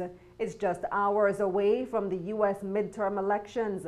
Both the Democrats and Republicans have been making their final rounds of campaigning in an attempt to rally voters. Here's more from NBC's Peter Alexander. Here it is, the last full day of campaigning before Americans head to the polls in those 2018 midterms. President Trump, as you noted, making 3 stops today, the first one right here in Cleveland, Ohio. Tomorrow, we're going to learn whether this surge of Democratic energy translates into votes and whether President Trump can still motivate his base of fierce supporters even when his name is not on the ballot. With just 24 hours to go, President Trump delivering his closing argument as Americans prepare to render their verdict on his first 2 years in office. I think we're doing great in the House. I think we're doing great in the Senate. But who knows? In the final days before the midterms, the president focusing exclusively on states he won in 2016, like Tennessee, trying to defend a Republican Senate seat from changing hands. Go out and vote Republican. Do it now. Do it Tuesday. On tap today, 3 more red states, Ohio, Indiana, and Missouri, where he'll be joined by a pair of right-wing firebrands, Sean Hannity and Rush Limbaugh. The president highlighting the roaring economy. America now has the hottest economy on earth. While painting a dark portrait of a country under siege by that caravan of Central American migrants and refugees. That's an invasion. President Obama leading the charge for Democrats. Let's get to work. Let's bring this home. Let's vote. The former president's message that who we are as a nation is on the line. I'm hopeful that on Tuesday, we are going to cut through the lies and the noise and the nonsense. And I'm hopeful we're going to remember who we are. 44 sharpening his rhetoric against 45. Unlike some people, I don't just make stuff up when I'm talking. I've got facts to back me up. President Trump's allies bracing to lose GOP control of the House, but trying to hold on in the Senate, where the president believes he's an asset. I think I've made a big difference. I think I've made a difference of 5 or 6 or 7. That's a big difference. Several hotly contested governor's races, too, in Florida, where Democrat Andrew Gillum is clashing with Republican Ron DeSantis, and in Georgia, where Democrat Stacey Abrams is looking to become the nation's first African-American female governor, battling Republican Brian Kemp, who shared the stage Sunday with President Trump. Trinidad and Tobago's Finance Minister Combe Imbert is warning that the country is at risk of serious consequences if it fails to pass legislation allowing authorities to share citizens' tax information with other countries. However, the opposition has some concerns. TTT News' Janine Brown reports. Finance Minister Colm Imbert is warning of serious consequences if this country fails to comply to global tax requirements. If the tax authority in Trinidad and Tobago, the Inland Revenue Division, does not get to the point where there's automatic sharing of tax information with respect to citizens of other countries, or there is information with respect to citizens of our country doing business in those countries, we are going to be de-risked, delisted, blacklisted. You could put it any way you want. But the opposition is maintaining its position that the bill is invasive and does not protect the citizens' right to confidentiality. Well, I want to tell the Attorney General, I have an internal right to privacy, an inherent right to privacy. And nobody is going to interfere with my inherent right. And my tax information is my private business. To this, Minister Imbert said he could not understand the problem, as the present legislation is identical to FATCA, which the opposition supported in the past. The second part of the bill deals with the obligations of the Financial Action Task Force to treat with proceeds of crime and terrorist financing. The opposition is wary that the proposed legislation allows too much power to police officers. We have no problem with that. If you want to subject the actions of the police officer who is trying to get tax information to deal with a proceeds of crime matter, and drafted an amendment to that particular clause or clauses that were bothering you, and put in some form of judicial oversight, then we could have had a meaningful parliamentary session today. The report was adopted following a vote which saw 20 government MPs voting in favour, while 13 of those opposite voted against. The House was adjourned to Friday, November 9th. Janine Brown, TTT News. The Central Bank of Barbados is reporting some successes in the government's debt restructuring and public sector reform under the Barbados Economic Recovery and Transformation Program. However, Central Bank Governor Cleviston Haynes says the adjustments are expected to dampen economic activity. The country is projected to record negative growth of 0.25 to 0.75% for 2018. In his economic review up to September, he says the slide in the country's international reserves has abated. Gross reserves increased by $104 million between late March and the end of September. Almost 80% of that occurred from June, a month after the new government took office. He also notes that the government has been able to slash its capital spending and transfers and subsidies, which is a key requirement under the IMF-funded recovery program. Meanwhile, the central bank governor says the outlook for the Barbados economy is for a sustained recovery and strengthening of performance indicators over the medium term. However, he says actual outcomes will be influenced by the government's success in implementing the agreed IMF program. More than 8 million people living in Mexico City are looking forward to having their water supply restored after 3 days enforced drought. Faced with crumbling infrastructure, Mexico City's water management agency has been working on the supply system. Officials had warned that as many as 3 million city residents could be left without water when the repairs began. Al Jazeera's Manuel Rapallo reports. What happens when a city of 21 million people shuts off the water? I was worried because we weren't prepared for this. Jose Luis, a resident of Mexico City, says he still has running water, but he's been storing as much as he can just in case the faucets run dry. We need to take notice. Water should be protected. It's of utmost importance. A few blocks away, Dante Mejia, a restaurant owner, says he's been stocking up too, even though the water never stopped running. He says the media warnings of a mass water shutoff have been blown out of proportion and have even ended up hurting his business. We purchased water jugs, we stored our water, and fortunately we didn't have any trouble. But I think the problem has been exaggerated. Many people are not going to restaurants because they heard the news there was no water.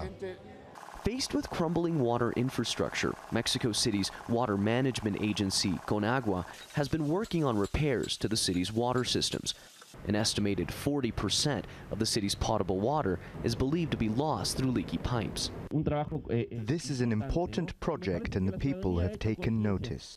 As a precautionary measure, the local government set up cisterns in strategic parts of the city and deployed water tankers in the event of an emergency.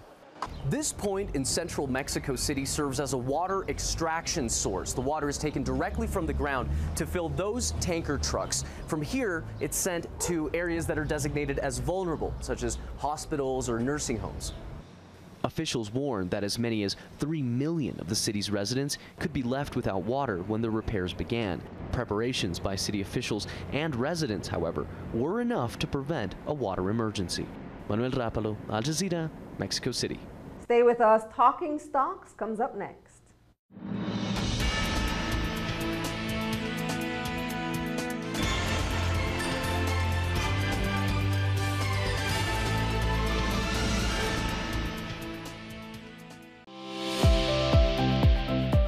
Welcome to The Business Year. The Business Year is a global media group specializing in economic news and business intelligence. We bring our readers first-hand insights from over 35 countries. Each of our country-centered publications features over 150 face-to-face interviews with local leaders in business and policy. We are The Business Year.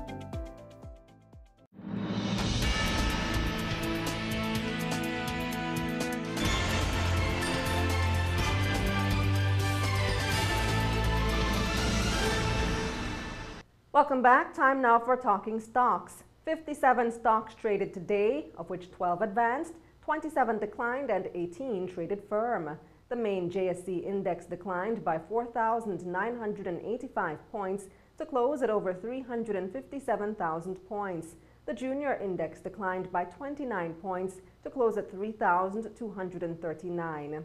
Over 2.8 million units traded today, valued at some $42 million on the Jamaican dollar market, while on the US dollar market, more than 1,000 units traded, valued at $183 US. JMMB Group 7.5% preference shares, with over 370,000 units trading, accounted for 13% of market volume. Carreras, with over 327,000 units trading, was second. Fosrich Company with 319,000 units trading was third, accounting for 11% of market volume crossing the floor. The main advancers were the Jamaica Stock Exchange, up 48 cents to close at $10.50, followed by Margaritaville Turks Limited, up by a cent to close at 25 cents, and Lasco Financial Services, up 16 cents to close at $5.34. The main decliners were Sagicor Real Estate X Fund, down by $1.37 to close at $11.59, followed by Stanley Motta, down 40 cents to close at $4.60, and Caribbean Producers, down 49 cents to close at $6. In foreign exchange trading, the Jamaican dollar made ground on the US and Canadian dollars today, but lost to the British pound. The US dollar ended the day selling for $127.72, losing 27 cents to the Jamaican dollar.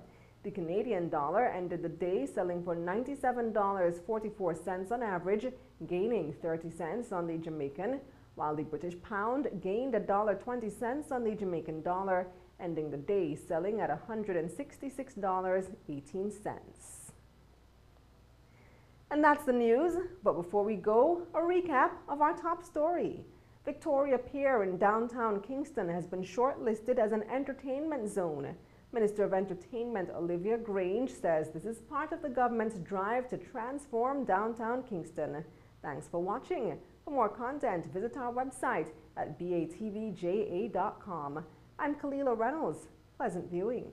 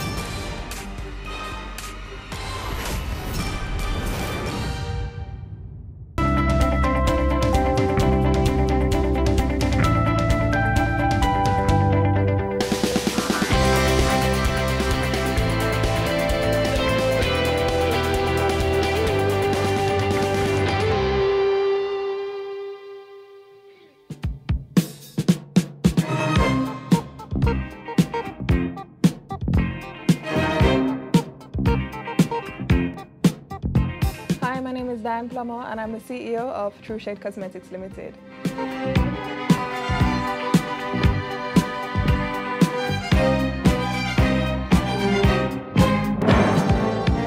I was studying mechanical engineering in Sweden, and as a black woman living in a predominantly white population, it was very difficult for me to find makeup for my own skin tone. So most times when you go to the department stores or you go to the pharmacies there, all the shades for the black girls have finished because very few black women are there rushed to get all the different shades. So having a background in chemical engineering, I just decided, you know, I should be able to make my own makeup. So I started to do some personal researching and then started to develop makeup right there in my dorm room.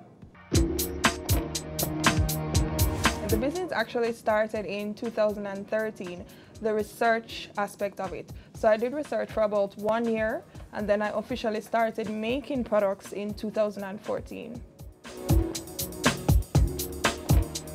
True Shade Cosmetics Limited actually started with making foundations and loose powders. Then I decided to start making other products that are generally found in a cosmetics line. So I started with the bronzers, the blush, and then I did the eyeshadows and other supporting products. Now I also started in skincare because I believe that you should definitely take care of the skin beneath the makeup. So, you know, everybody wants this whole flawless finish, but what happens when you wipe that makeup off? You still want to feel like, oh yes, I have a flawless skin. So I started skincare products as well.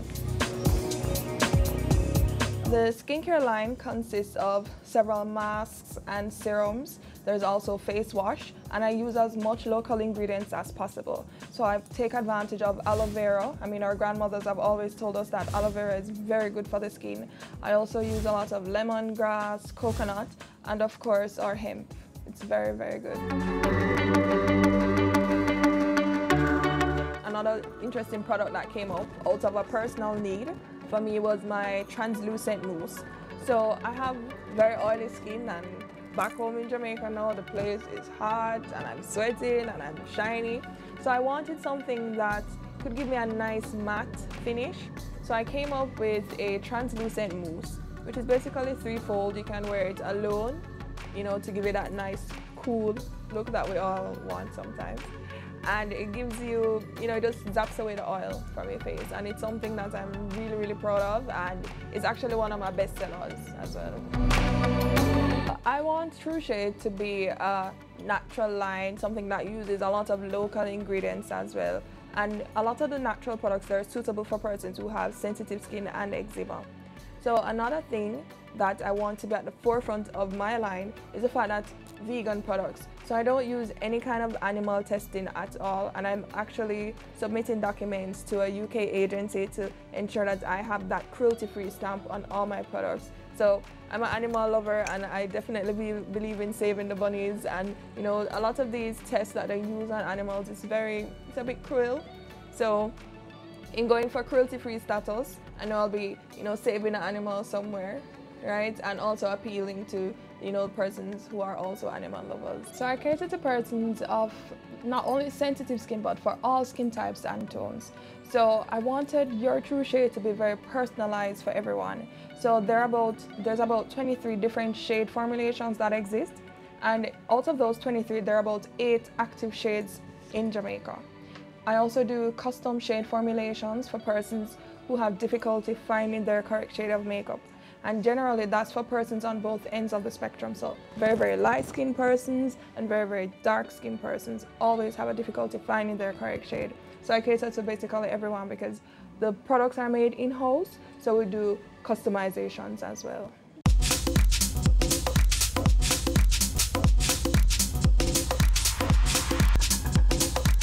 Since 2013 up until the middle part of 2016, it was all funded out of pocket.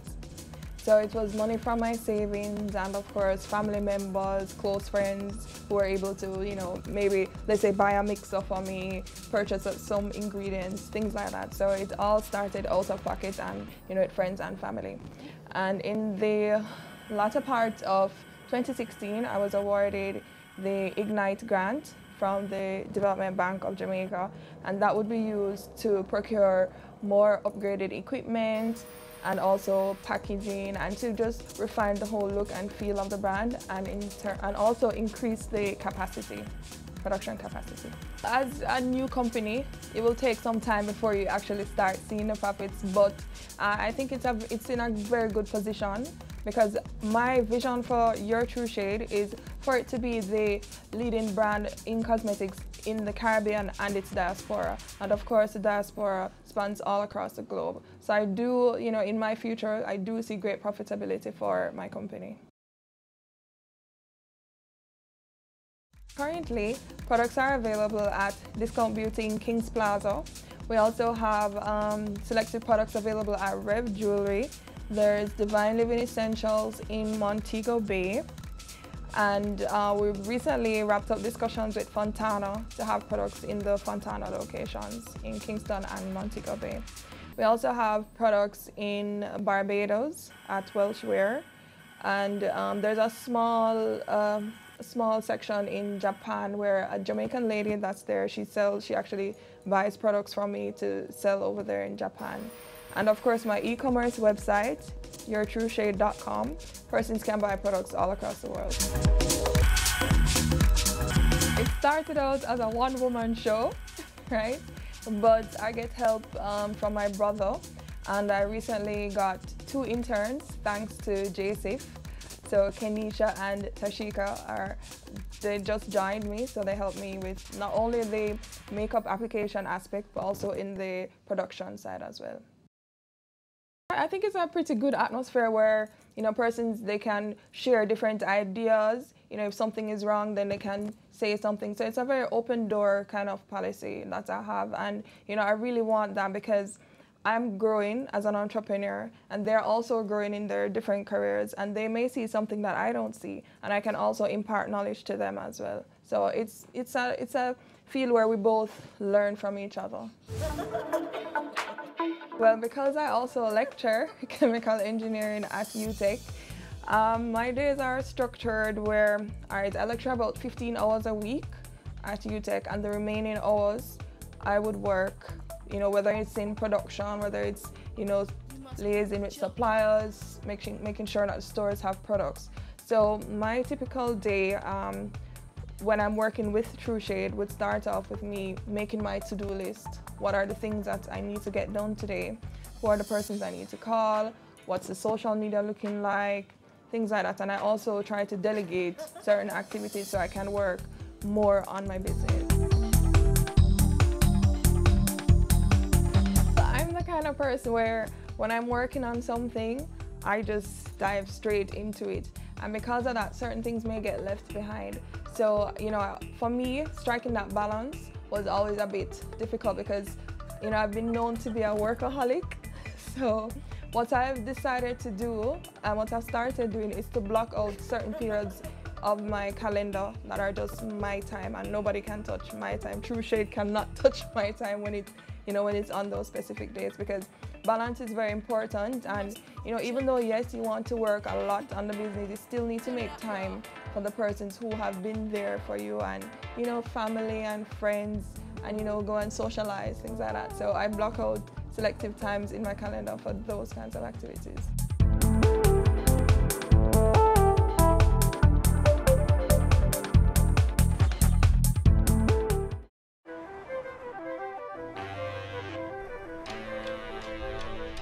The Nissan X-Trail with All-Mode Eye Technologies.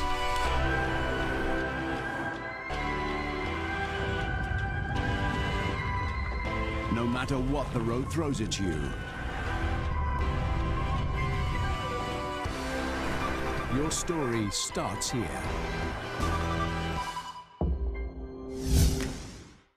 Ready for cable for as little as $100? Ready for no monthly cable bill? Ready for 10 TV channels absolutely free? Then pick up our Ready TV box at authorized stores for $4,500. Hook it up to your TV set, then top it up with Ready Credit for 1, 7, or 30 days. Buy now and get $1,000 free Ready Credit and start watching your favorite shows. Pick it up, hook it up, top it up. Ready TV. Prepaid cable TV when you're ready. Now serving Kingston and St. Catherine. Limited time offer while stocks last. Conditions apply. There's only one recommendation for funding that is ever going to come from me, and that is funding from a bank. This is the cost to build, and it includes every nail and screw for the building. Our motto is building communities, building a nation. Get in the know with the world of real estate with Business Access TV's Home Sweet Home, Sundays at 4:30 p.m.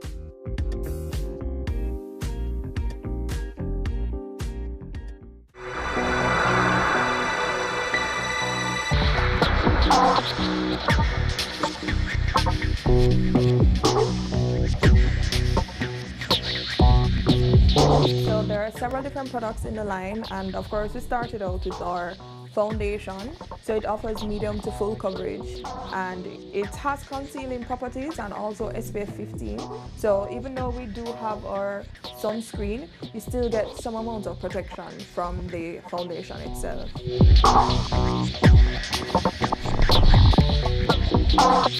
So what makes True Shade unique is the fact that it's suitable for persons with sensitive skin and eczema.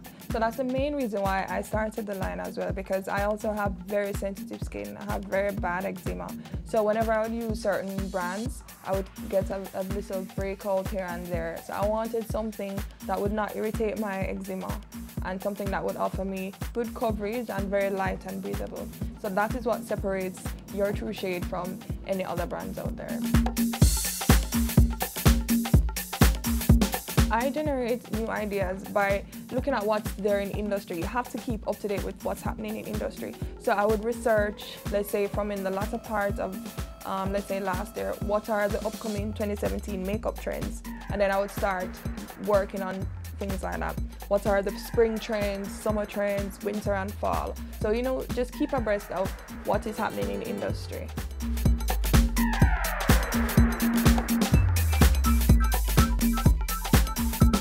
When I just started, of course, I didn't have any customers. So I started to go to some of these trade shows, the different events where I could rent a booth, rent a table space. And once I'm there, I basically have my computer, or I would have a tablet, and my assistant or myself would collect data from persons, and I would send them a newsletter, send them a WhatsApp as to what's happening, and then we'll basically grow the business from there. We also make a lot of use of social media as well, our Instagram or Facebook, and I do corporate visits because that's very important for me, because going into the working world, persons are there, those are the persons who basically have the spending ability. So I do a lot of corporate visits to different companies as well.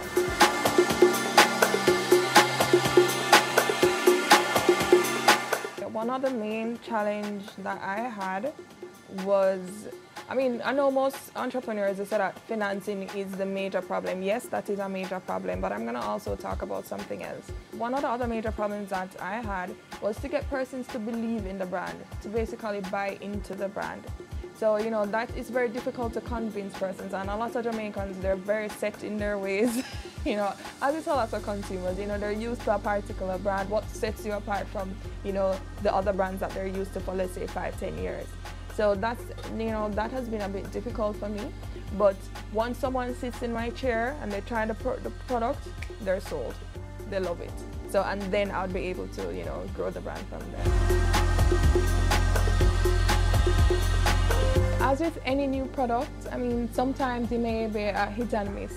So you have to keep revamping as you go along. So maybe when I just started making some of my foundations, maybe they didn't have enough coverage and things like that, but then you learn along the way from reviews, from clients, reviews from, you know, other makeup artists who have used it, and then I was able to further develop and work on it so that it can not only, you know, stand true to being something for sensitive skin and eczema, but also be able to give you that nice flawless finish that they would have been used to wearing, you know, with their other makeup brands. So, I mean, I've learned from it by just trial and error and customer feedback as well.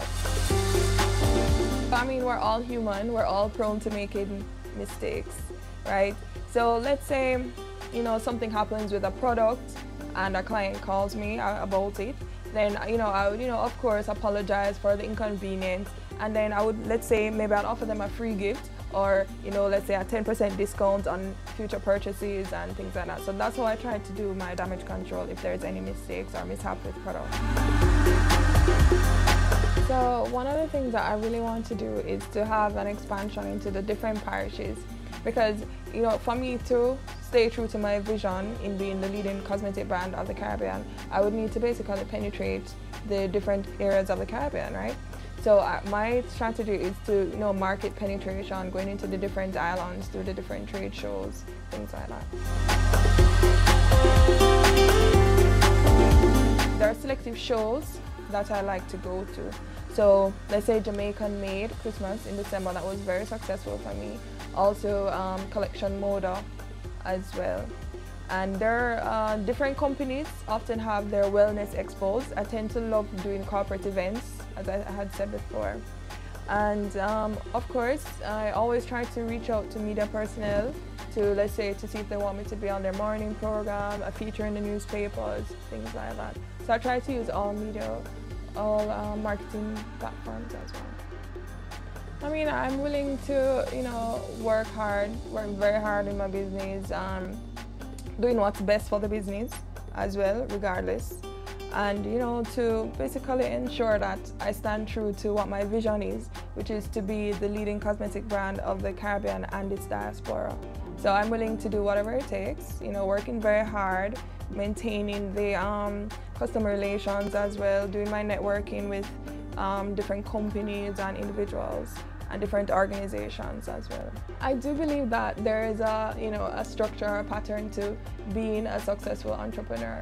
So the main thing for that is to just be resilient, never give up. No matter how many persons tell you no, that can be that's just mean you're closer to someone telling you yes.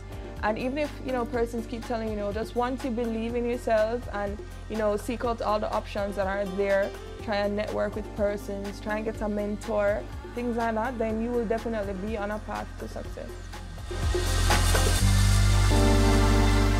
Success for me is being able to help others, because using a business such as a beauty care business, you know, you're helping persons to basically accentuate their beauty, to feel a lot better about themselves. So success for me is to helping others to feel better about themselves.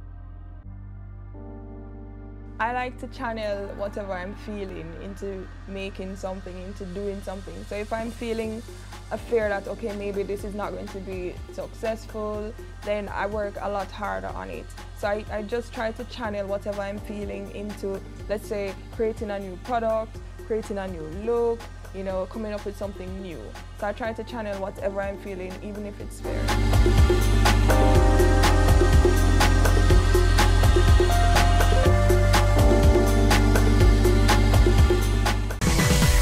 Having a corporate event, seminar, awards show, conference, product launch, workshop or expo? Business Access TV is here to showcase your event. Contact our sales department at 908-0919, 906-6357 or 908-2775 for more information. Business Access TV, serious about business.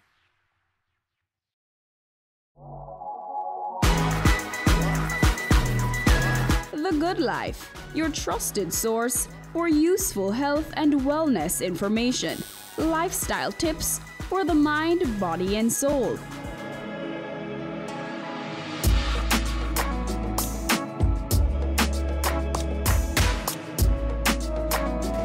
Tune in Tuesdays at 8:30 p.m. on Business Access TV. Career Moves has always explored interesting careers, highlighting all you may not have known about them. This season is no different. Coming back to Jamaica, everyone's like, Fizzy what? Fizzy who? When you find a bright boy or girl in the class and people say, what are you going to be? The parents say, you have to go be a doctor, you have to go be a lawyer. Nobody says you have to go be a politician. Let me see your hands! Tune in Tuesdays at 8 p.m. on Business Access TV.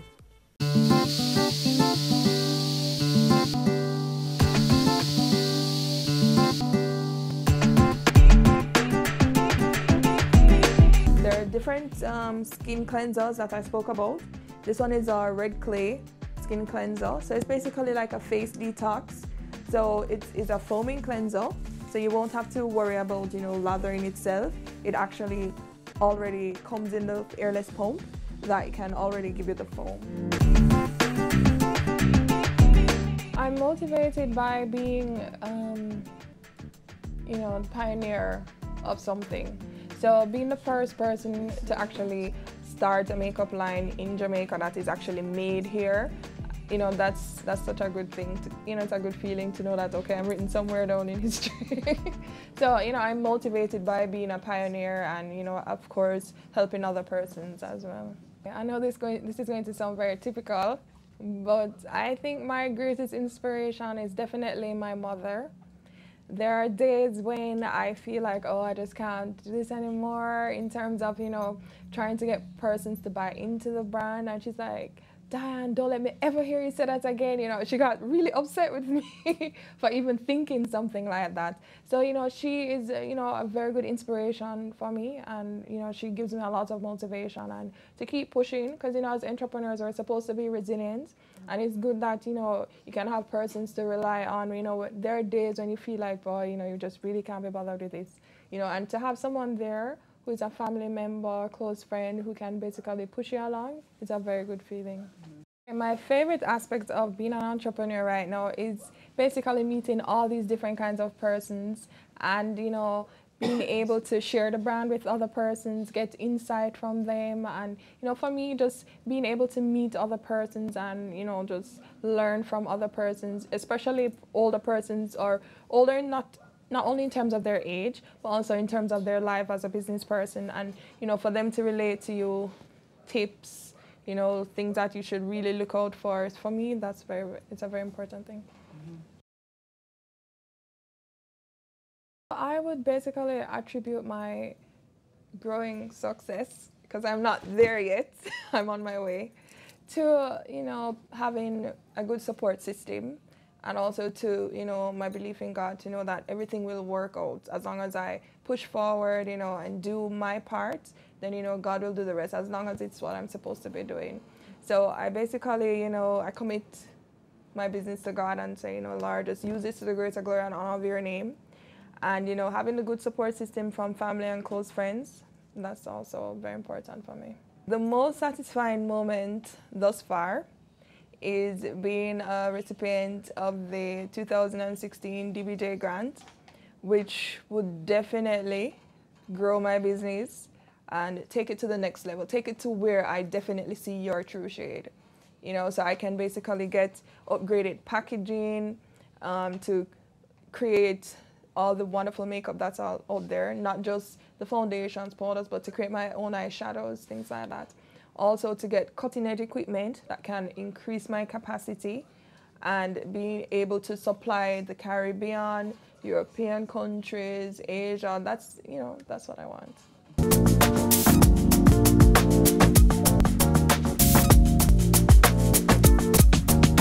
My hobbies, currently I wanted to have a more balanced lifestyle.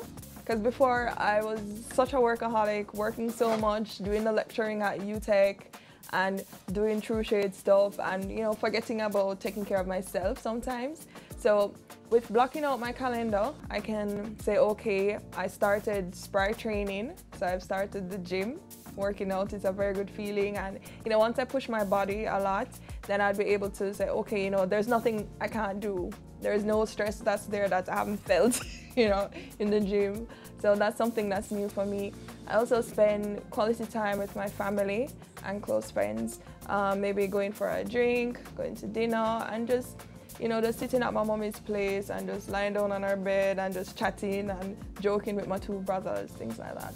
Yeah, what makes me happy is basically knowing that my mother is okay, knowing that I will be able to take care of her and so on. Another thing that makes me happy is traveling. I love to travel. I've been to almost all of the European countries and I want to travel a lot around Asia and things like that, so I'm happy. The sacrifice that I had to make to, get my company to move to where I want it to be, because I'm not there yet. The first one was to basically get up and leave Jamaica and decide to go into a foreign country that I don't know anyone. And, you know, if I didn't make that initial step, then there would be no Your True Shade at this moment. So I think that is one of the major sacrifices I had to do. Leave my job, you know, and go to a foreign country.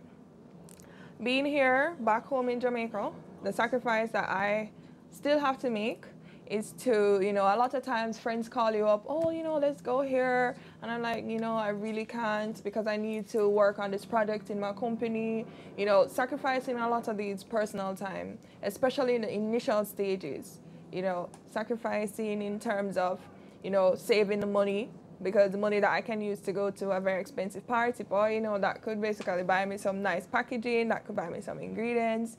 So a lot of those sacrifices I had to make in the initial stages because my funding came straight out of pocket to actually start the company. So of course I had to make a lot of sacrifices financially for it to happen. My future plans for True Shade would be to basically have an expansion into the different areas of cosmetics, because currently I don't make all the things that you would find in a cosmetic line.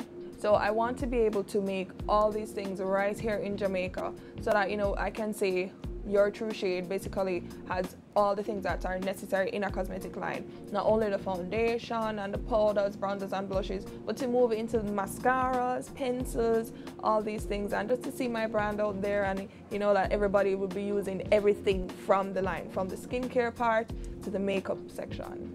So my advice to any person who is desirous of starting a business is to, you know, basically narrow in as to what exactly you want to do. What would be your target market, right? Come up with a plan. I love to make my little to-do list. I like to make my little plans, and I have so many different books that have so many things written down in them. So it's just to come up with a clear plan, seek advice from persons. So one of the things that I did when I came back to Jamaica was to seek out all the different agencies that are out there. I went to JBDC. I was able to get business advice. I found out about the Branson Center of Entrepreneurship and became one of the Branson entrepreneurs, and that was a very excellent program for me. I also sought out the Jamaica Manufacturers Association, and because I'm a manufacturer, they would basically guide me as to what are the things I need to do as it relates to customs, as it relates to trade board, things like that. Join other organizations, for example, the Women's Entrepreneurship Network of the Caribbean. So anywhere that you can go that you can get a lot of information about developing not only as a business person, but developing as an individual, and you can basically network with other persons as well. So once you come up with a clear idea, seek out how you can achieve these, and then make sure that you join different associations and meet with different persons as well.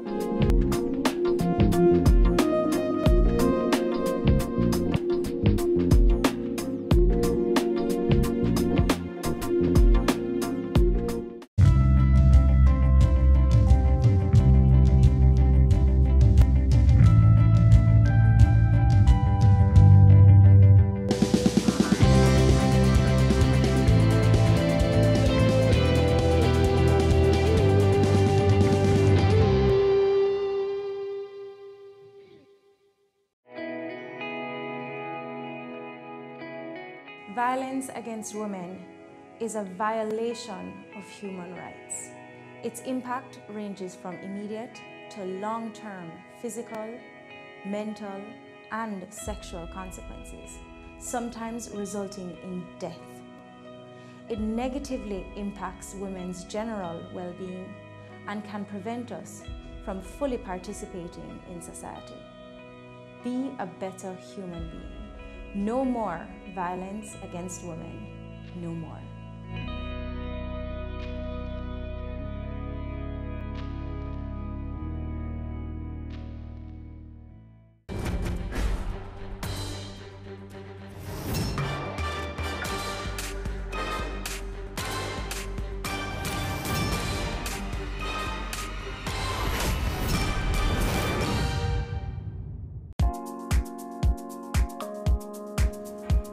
choosing the right color palette to evoke a sense of luxury, warmth, or whatever it is that you'd like your color palette to accomplish for you can be quite overwhelming. After all, there are so many colors, and that's where a consultant comes in. A color consultant, to be specific. Hi, I'm Shelly Hill. Welcome to this episode of Home Sweet Home, where we'll be exploring the wonderful world of color. Stay with us.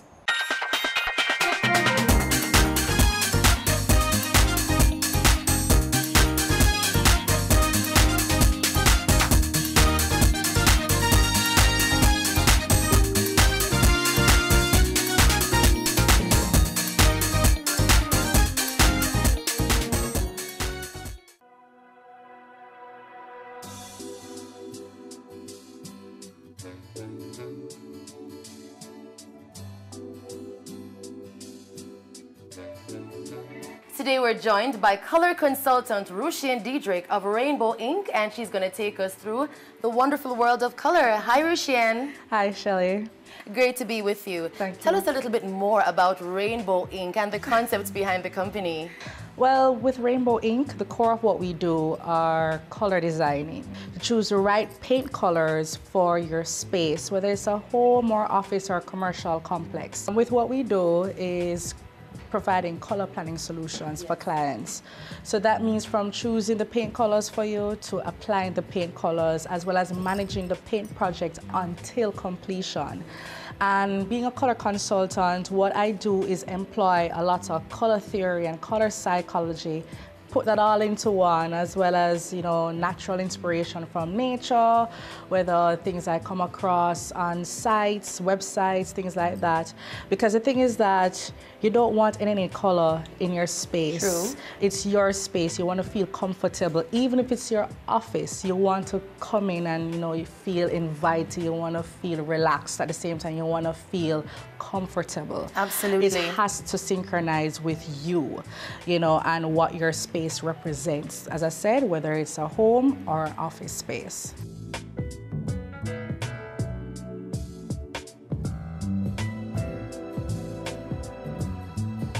Rushien, you used two terms earlier that I found very fascinating and I want to know more about. Yes. Color theory and color psychology. Tell us more. Yes. Color psychology, let me start with that. Colors affect us, whether we realize it or not. There's a client of mine, she doesn't want any white walls. It reminds her of when she grew up with her grandmother. I had this other client, he said, he doesn't want any red in his house. Him no want a duppy run him out of his house. And I found it quite fascinatingly strange, but that's how he feels about it. And then being the type of political atmosphere we have in our country, some persons say outright, Ms. Diedrich, no orange, no green in my house, please. And I have to understand where they're coming from. So color psychology is how the color affects the mental state of the human being, because what happens is that when your eye absorbs a color, right, and it sends that message to the brain, it all depends on what memory it picks up on in the brain when it absorbs that color. For instance, if you look at some fast food restaurants, they tend to use a lot of oranges and reds. Yes. Because what those colors do, they speed up your appetite. They actually increase your appetite. That's what that is. Yes, it increases your appetite and things like that. When you go into like spas, they tend to use more blues and they use more muted tones because it puts you in a state of calm. When you go into some Catholic churches, they tend to use a lot of purple tones and lavender tones because those tones are seen as spiritual of nature. I see. So colors, they all speak to us, and just a very simple example. Look at the difference when the sun is out and when the sun is gone. A world of difference, indeed. A world of difference, and even, let's say, on a rainy day when the whole place is gloomy, it really dampens your mood. So gray tones tend to really dampen your mood as well. For color theory, it's about knowing how to mix and combine colors together to get that right synchronicity for the entire color design. and that is to take into consideration the level of saturation of the color, whether in terms of how soft it is or how dark tone it is. In other words, the color theory, it sets as a guide in how to combine the colors. So colors can be combined using 7 different disciplines or rule of thumbs. They're called either direct complements, split complements, diodes, triads, etc. And that's why sometimes I draw for my color wheel, which shows the different techniques you can use, right? So if you set it here, the complement to this blue-violet is this yellow-orange. So you know automatically that these two can work. I see. But bear in mind that when you have direct complements of this nature, the level of contrast will be high. Yes. Now, if you're someone that doesn't have that type of outgoing personality, you may not be able to actually tolerate that kind of high contrast in your home. Right. So it's best to probably go with something more diode of nature, whereby you may have a blue-green with a blue-violet. That means the two colors that are side by side, but are separated by a color in between. I see. So you know that these two can work. But they relate well together. They relate well together. And as you can see, the different level of saturation of the blue right here. Yes. That's what I mean by the saturation of the blue. So it all depends on where on the gray scale that it hits. Is it on the softer gray side, the mid-tone gray side, or the darker gray side? There's a whole lot more I can talk about with color. I mean, it will take days, weeks probably. But color theory, it helps you to understand colors on a very deep level.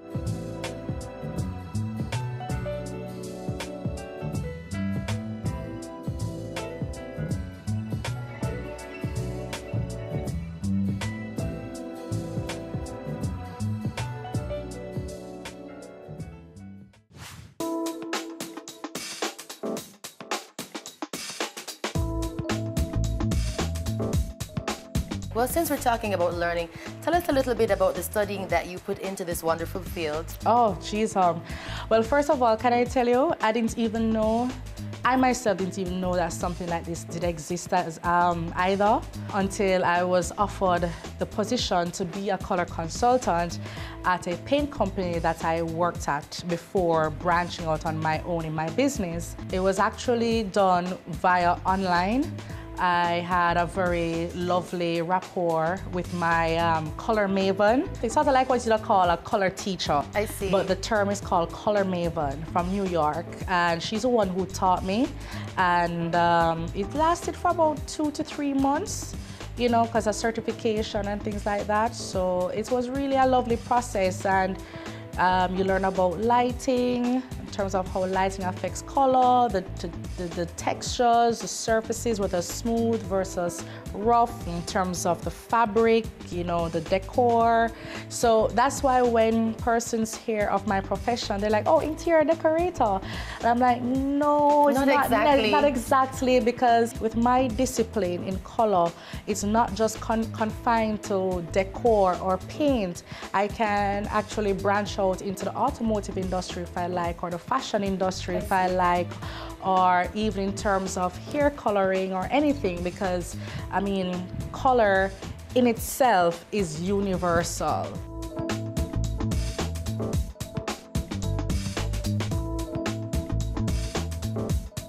Still more to come on Home Sweet Home.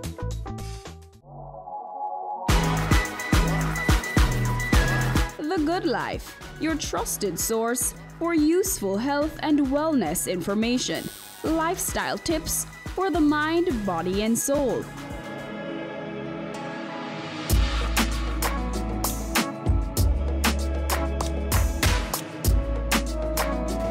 Tune in Tuesdays at 8:30 p.m. on Business Access TV.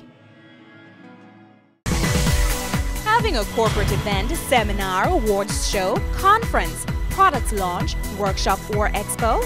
Business Access TV is here to showcase your event.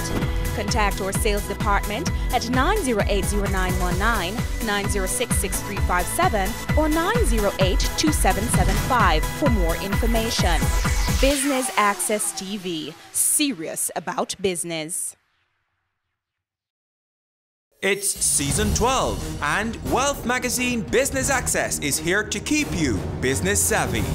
With an impressive mix of some of Jamaica's most inspiring business moguls, we continue to keep Jamaica informed, empowered, and ready to dominate. Tune in Sundays at 5 p.m. only on BATV. You're watching Business Access. Business Access. Business Access. Business Access TV. Serious about business.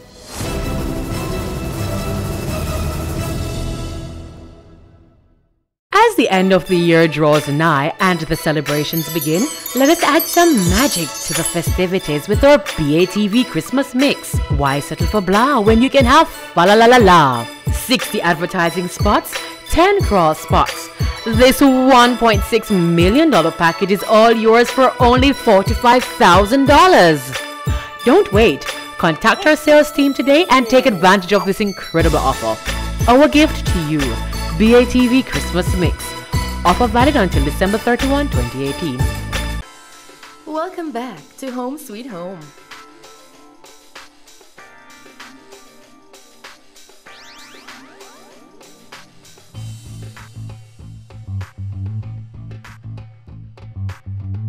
Rushien, now that you've taken us through the wonderful and fascinating world of color, we're now going to check out one of the great projects that you've done right here in Waterworks, and I'm so super excited to see it and see all the theory in action.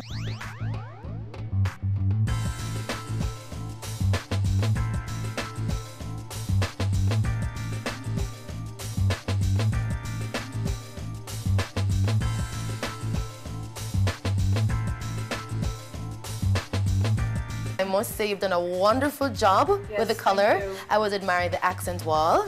I love the way it brings warmth to this space. Tell us a little bit more about that. To be honest, the reason I chose colors of this nature is because I had to consider my client, what she wants, the mood she wants to create, and her personality. Because the thing is, as a color consultant, you also have to have your client involved in the process of the color selection as well. Absolutely.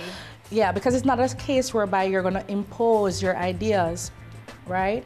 You also want to get their input, but at the same time, you can guide them and say, okay, this will not work, this will work, and try to meet what they want. You also have to get into their psychology, because there are some clients, some colors remind them of certain past experiences that they don't want to remember. I see. So for this, this client, she's more on the reserved side, meaning that she has a very composed demeanor, but at the same time she has a lot of characteristics going on the inside. That's how she is. And as you can see, she's someone that she likes to balance up between the warms and the cools, but mostly the warms. As you can see in her overall decor, she has a lot of reds, a lot of yellows, a lot of oranges, things like that. And even in terms of the pastel, it's more on the warmer side.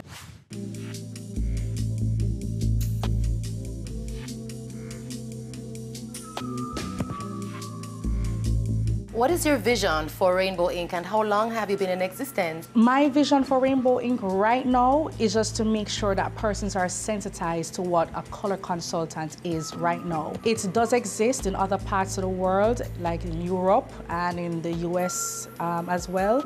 I know in Jamaica it's a concept that's not quite familiar here. That's where I want Rainbow Ink right now, in terms of getting persons to know that a service like this exists. But on a grander scale of things, it could possibly turn into a project management firm. Because the thing is, even though the core of what we do is providing the right color planning solutions, it does entail a bit of project management, because we also provide painters for you. If you don't have painters, we source the paints for you as well.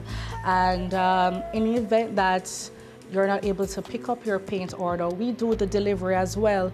So basically, put it this way, you're planning to paint for the first time or repaint, we take it over from the color selection process to the end. You don't have to worry about anything after that. So it's full service color consultancy. Yes. Fantastic. Yes. Who needs the services of a color consultant? I definitely know homeowners need it. The thing is that persons in this type of economy, in this type of world right now, a lot of persons are working 9 to 5s. And to sit down and go through a lot of color palettes, trying to choose the right colors and things like that, it can be very hectic for them and very cumbersome. For someone like me, I find it fun. You know, it's natural for me.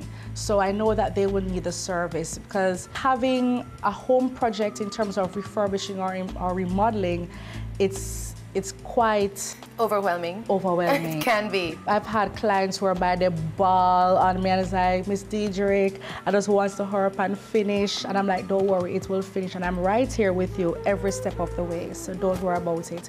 I know architects as well will find the service quite beneficial as well, because yes, architects, they have a discipline in drawing and that type of creation, and they too will have a bit of knowledge on color, but at the same time their area of expertise is different from mine. So where we can collaborate on a project and I can say, hey, these are the colors I'm thinking for this project that you're working on, things like that. So architects can find it beneficial, contractors can find it beneficial as well, because when they reach the finishing stages of a building or of some units that they have built, then they would usually say, all right, come in at this phase now, help us choose the colors, take it from there.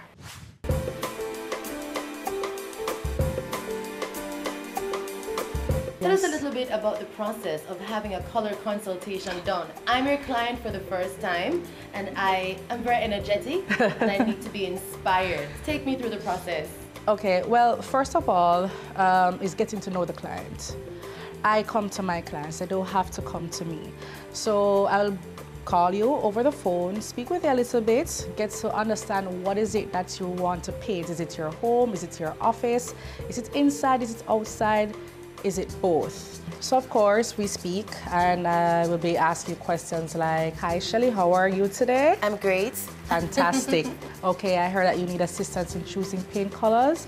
Is it for your home or office? I'm gonna go with my studio because I just moved in and I'd like to be surrounded by colors that inspire and energize me. Another question though, are there any colors that you don't like? I don't like orange and some shades of brown. Okay. Draw my energy, but otherwise I'm open. I love reds and I love warm tones. Okay, great, great. It's not a surprise that you don't like orange. Not saying it's a color that can't be liked, but based on statistical evidence, orange is a color that you like it or you hate it. It's a like it or hate it color. Absolutely. Yeah. Another question I'd like to ask you though is there any kind of mood that you're trying to capture for your space? Absolutely. My home is my haven, and so I want to be energized and inspired, but I also want to escape. When I'm home, I want to feel relaxed as well. Is it currently furnished or is not furnished as yet? It does have a few pieces in. Okay, great, because the next thing I'll have to consider in terms of the color selection are the pieces that are around in your home or fixtures, whether the tiling, window treatment, the furniture pieces, things like that, because everything will have to synchronize with what's on your wall. Absolutely, I see. Right, and the next thing too is you don't necessarily have to have all the colors being played on your wall space. You can actually have a bit of both, where some of the colors are in your decor while some are on your wall, or maybe you could have it all in the decor and just keep your walls more in a range of neutral tones. I see. But it all depends on what you want. All right, so we can book the appointment where I now come to your space, yes, do a walkthrough, get a feel, take my pictures as to what it looks like at the moment, do a sit down, go through some palettes. So it's more like color storming, a color storming session. Fantastic. Yes. And then after we're through with that, it's usually a 1-hour process. And then after that, I revert to you usually within a week. If it is that you need it on more on an expedited basis, yes, then I can do that. But usually it's a week. Why? Because there are other projects that I'm also working on at the same time. Indeed. Right. So I don't want any overlaps. And you also want to make sure that you're giving each client the amount of attention that they need for their project to be successful. Yes, because as I always explain to clients is that painting your walls are relatively a permanent fixture. Not saying that you can't repaint, but it's quite costly. Paints are not that cheap. So when you're choosing the paint colors, you have to be very certain that these are the colors that you want. And that's why with me being in the picture, it makes the job a whole lot easier for you. Still more to come on Home Sweet Home. Stay with us. It's the only show that traces the steps of professionals. From first and second form, I was involved in some club, some activity. Then gives information on exactly how to get into that same career. You do need a good grasp of English. And no, you can branch out into whatever area you want to. Tune in every Tuesday at 8 p.m. for Career Moves and catch up on all our episodes at batvja.com.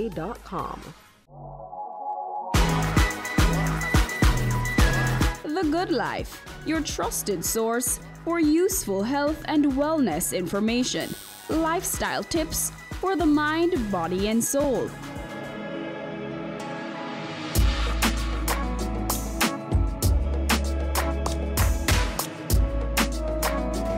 Tune in Tuesdays at 8:30 p.m. on Business Access TV. Business current affairs you can relate to. Frank, credible discussion. On Point with Kalila Reynolds and Dennis Chung. Dissecting the issues, offering solutions to Jamaica's challenges. On Point, Thursdays at 8 p.m. on Business Access TV.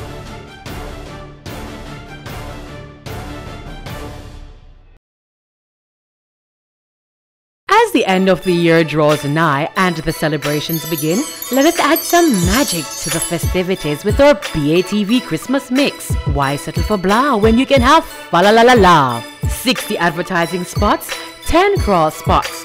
This $1.6 million package is all yours for only $45,000. Don't wait. Contact our sales team today and take advantage of this incredible offer. Our gift to you. BATV Christmas Mix. Offer valid until December 31, 2018. Thanks for staying with us on Home Sweet Home.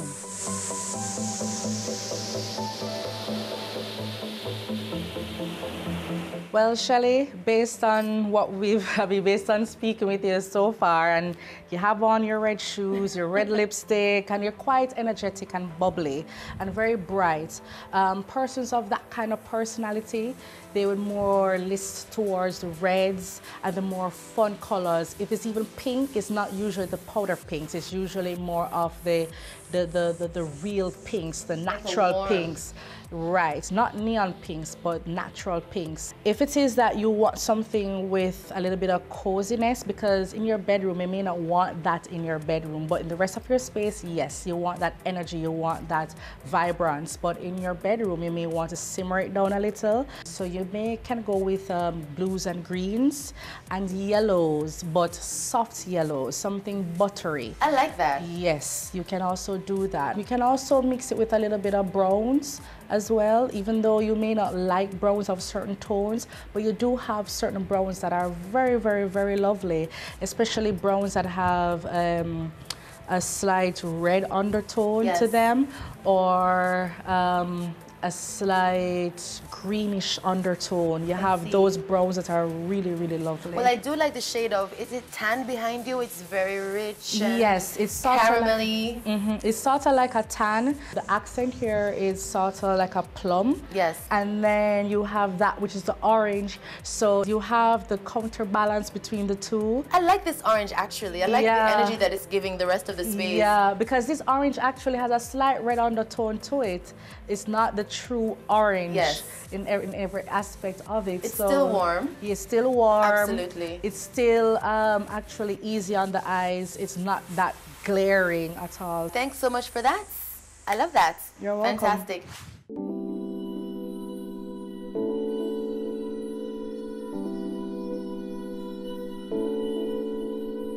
All right, Rushien, on the flip side, supposing I was going for a more luxurious feel, I wanted a more opulent environment, how would you advise me then?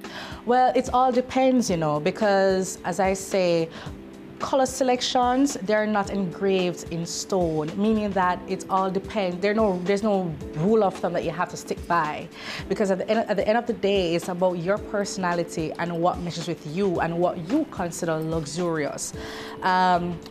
Maybe what you consider luxurious is something more pristine, so you may stick to more neutral tones, but of varying tones, maybe warm pastels, cool pastels, maybe some ivories, maybe some off-whites, maybe some bone whites, you know, things like that in your space. And then maybe what you do is just put a little bit of color here and there in the decor pieces of your home itself. Or maybe you could have mostly those pastel colors running throughout your walls, but you have little pops of color here and there. When I say pops of color, I mean accent walls, so not necessarily colors that pop. So it could be something more jewel tone, like emerald green, you know, like a soft emerald green, something turquoise, things like that. If you have a red tone, it could be more like a wine red, but then you could balance it out with something of a warmer pastel tone. In that way, because if you see the things that colors, when they interact with each other, can give you different effects. It gives you different effects, exactly. So you may place a red against a white, and the white makes the red extremely popping. But then when you balance out the red with like a soft pastel cream, then what it does, it kind of helps to temper the red, but then at the same time, the red still has its own character going on. And it stands on its own. Fantastic. And it stands on its own, yeah.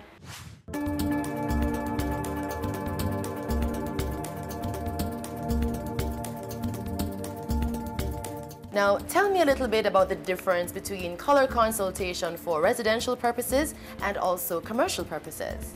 Okay, well, for the residential, it's pretty much directly between myself and the owner of the residential property. For a commercial complex, it's more a dialogue between myself and the contractor. You know, I don't necessarily get in any dialogue with the owner of the property itself, because what they will do is employ or hire a contractor to take on the job. That's the only difference. With the residential as well, it is something more on a private level, because it's your habitat. I mean, that's where you go and you shut out all the hustle and the bustle of the outside world. A commercial space, it's more open, it's more public, it's high traffic. So in terms of choosing colors for both, it will differ.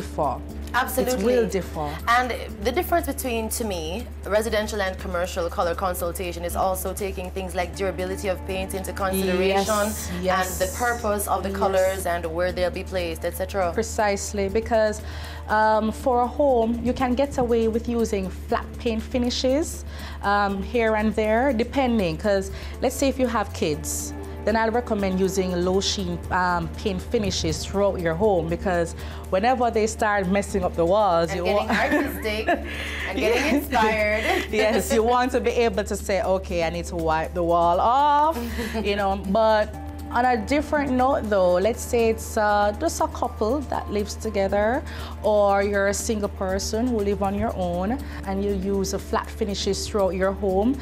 But in places like the bathroom and the kitchen and the washroom, it's recommended that you use the low sheen finishes, just for sake of clarity for those who may not know what a low sheen finish is, are those paints that has a slight sheen, not as much as gloss paint, but it has a little sheen and it gives you the affordability to wipe the walls off. I see. Right, for a commercial complex, trust me, it's best use low sheen right throughout, or you could use a premium flat finish. It's a flat finish, but it's a tougher flat finish, and those you can actually hose down the wall, anything you like, and maintain the cleanliness of the wall as well. And that's it for Home Sweet Home this week. Join us again next week to see Rushian's new project from start to completion. You won't want to miss it. Until then, I've been your host, Shelly Ann Hill.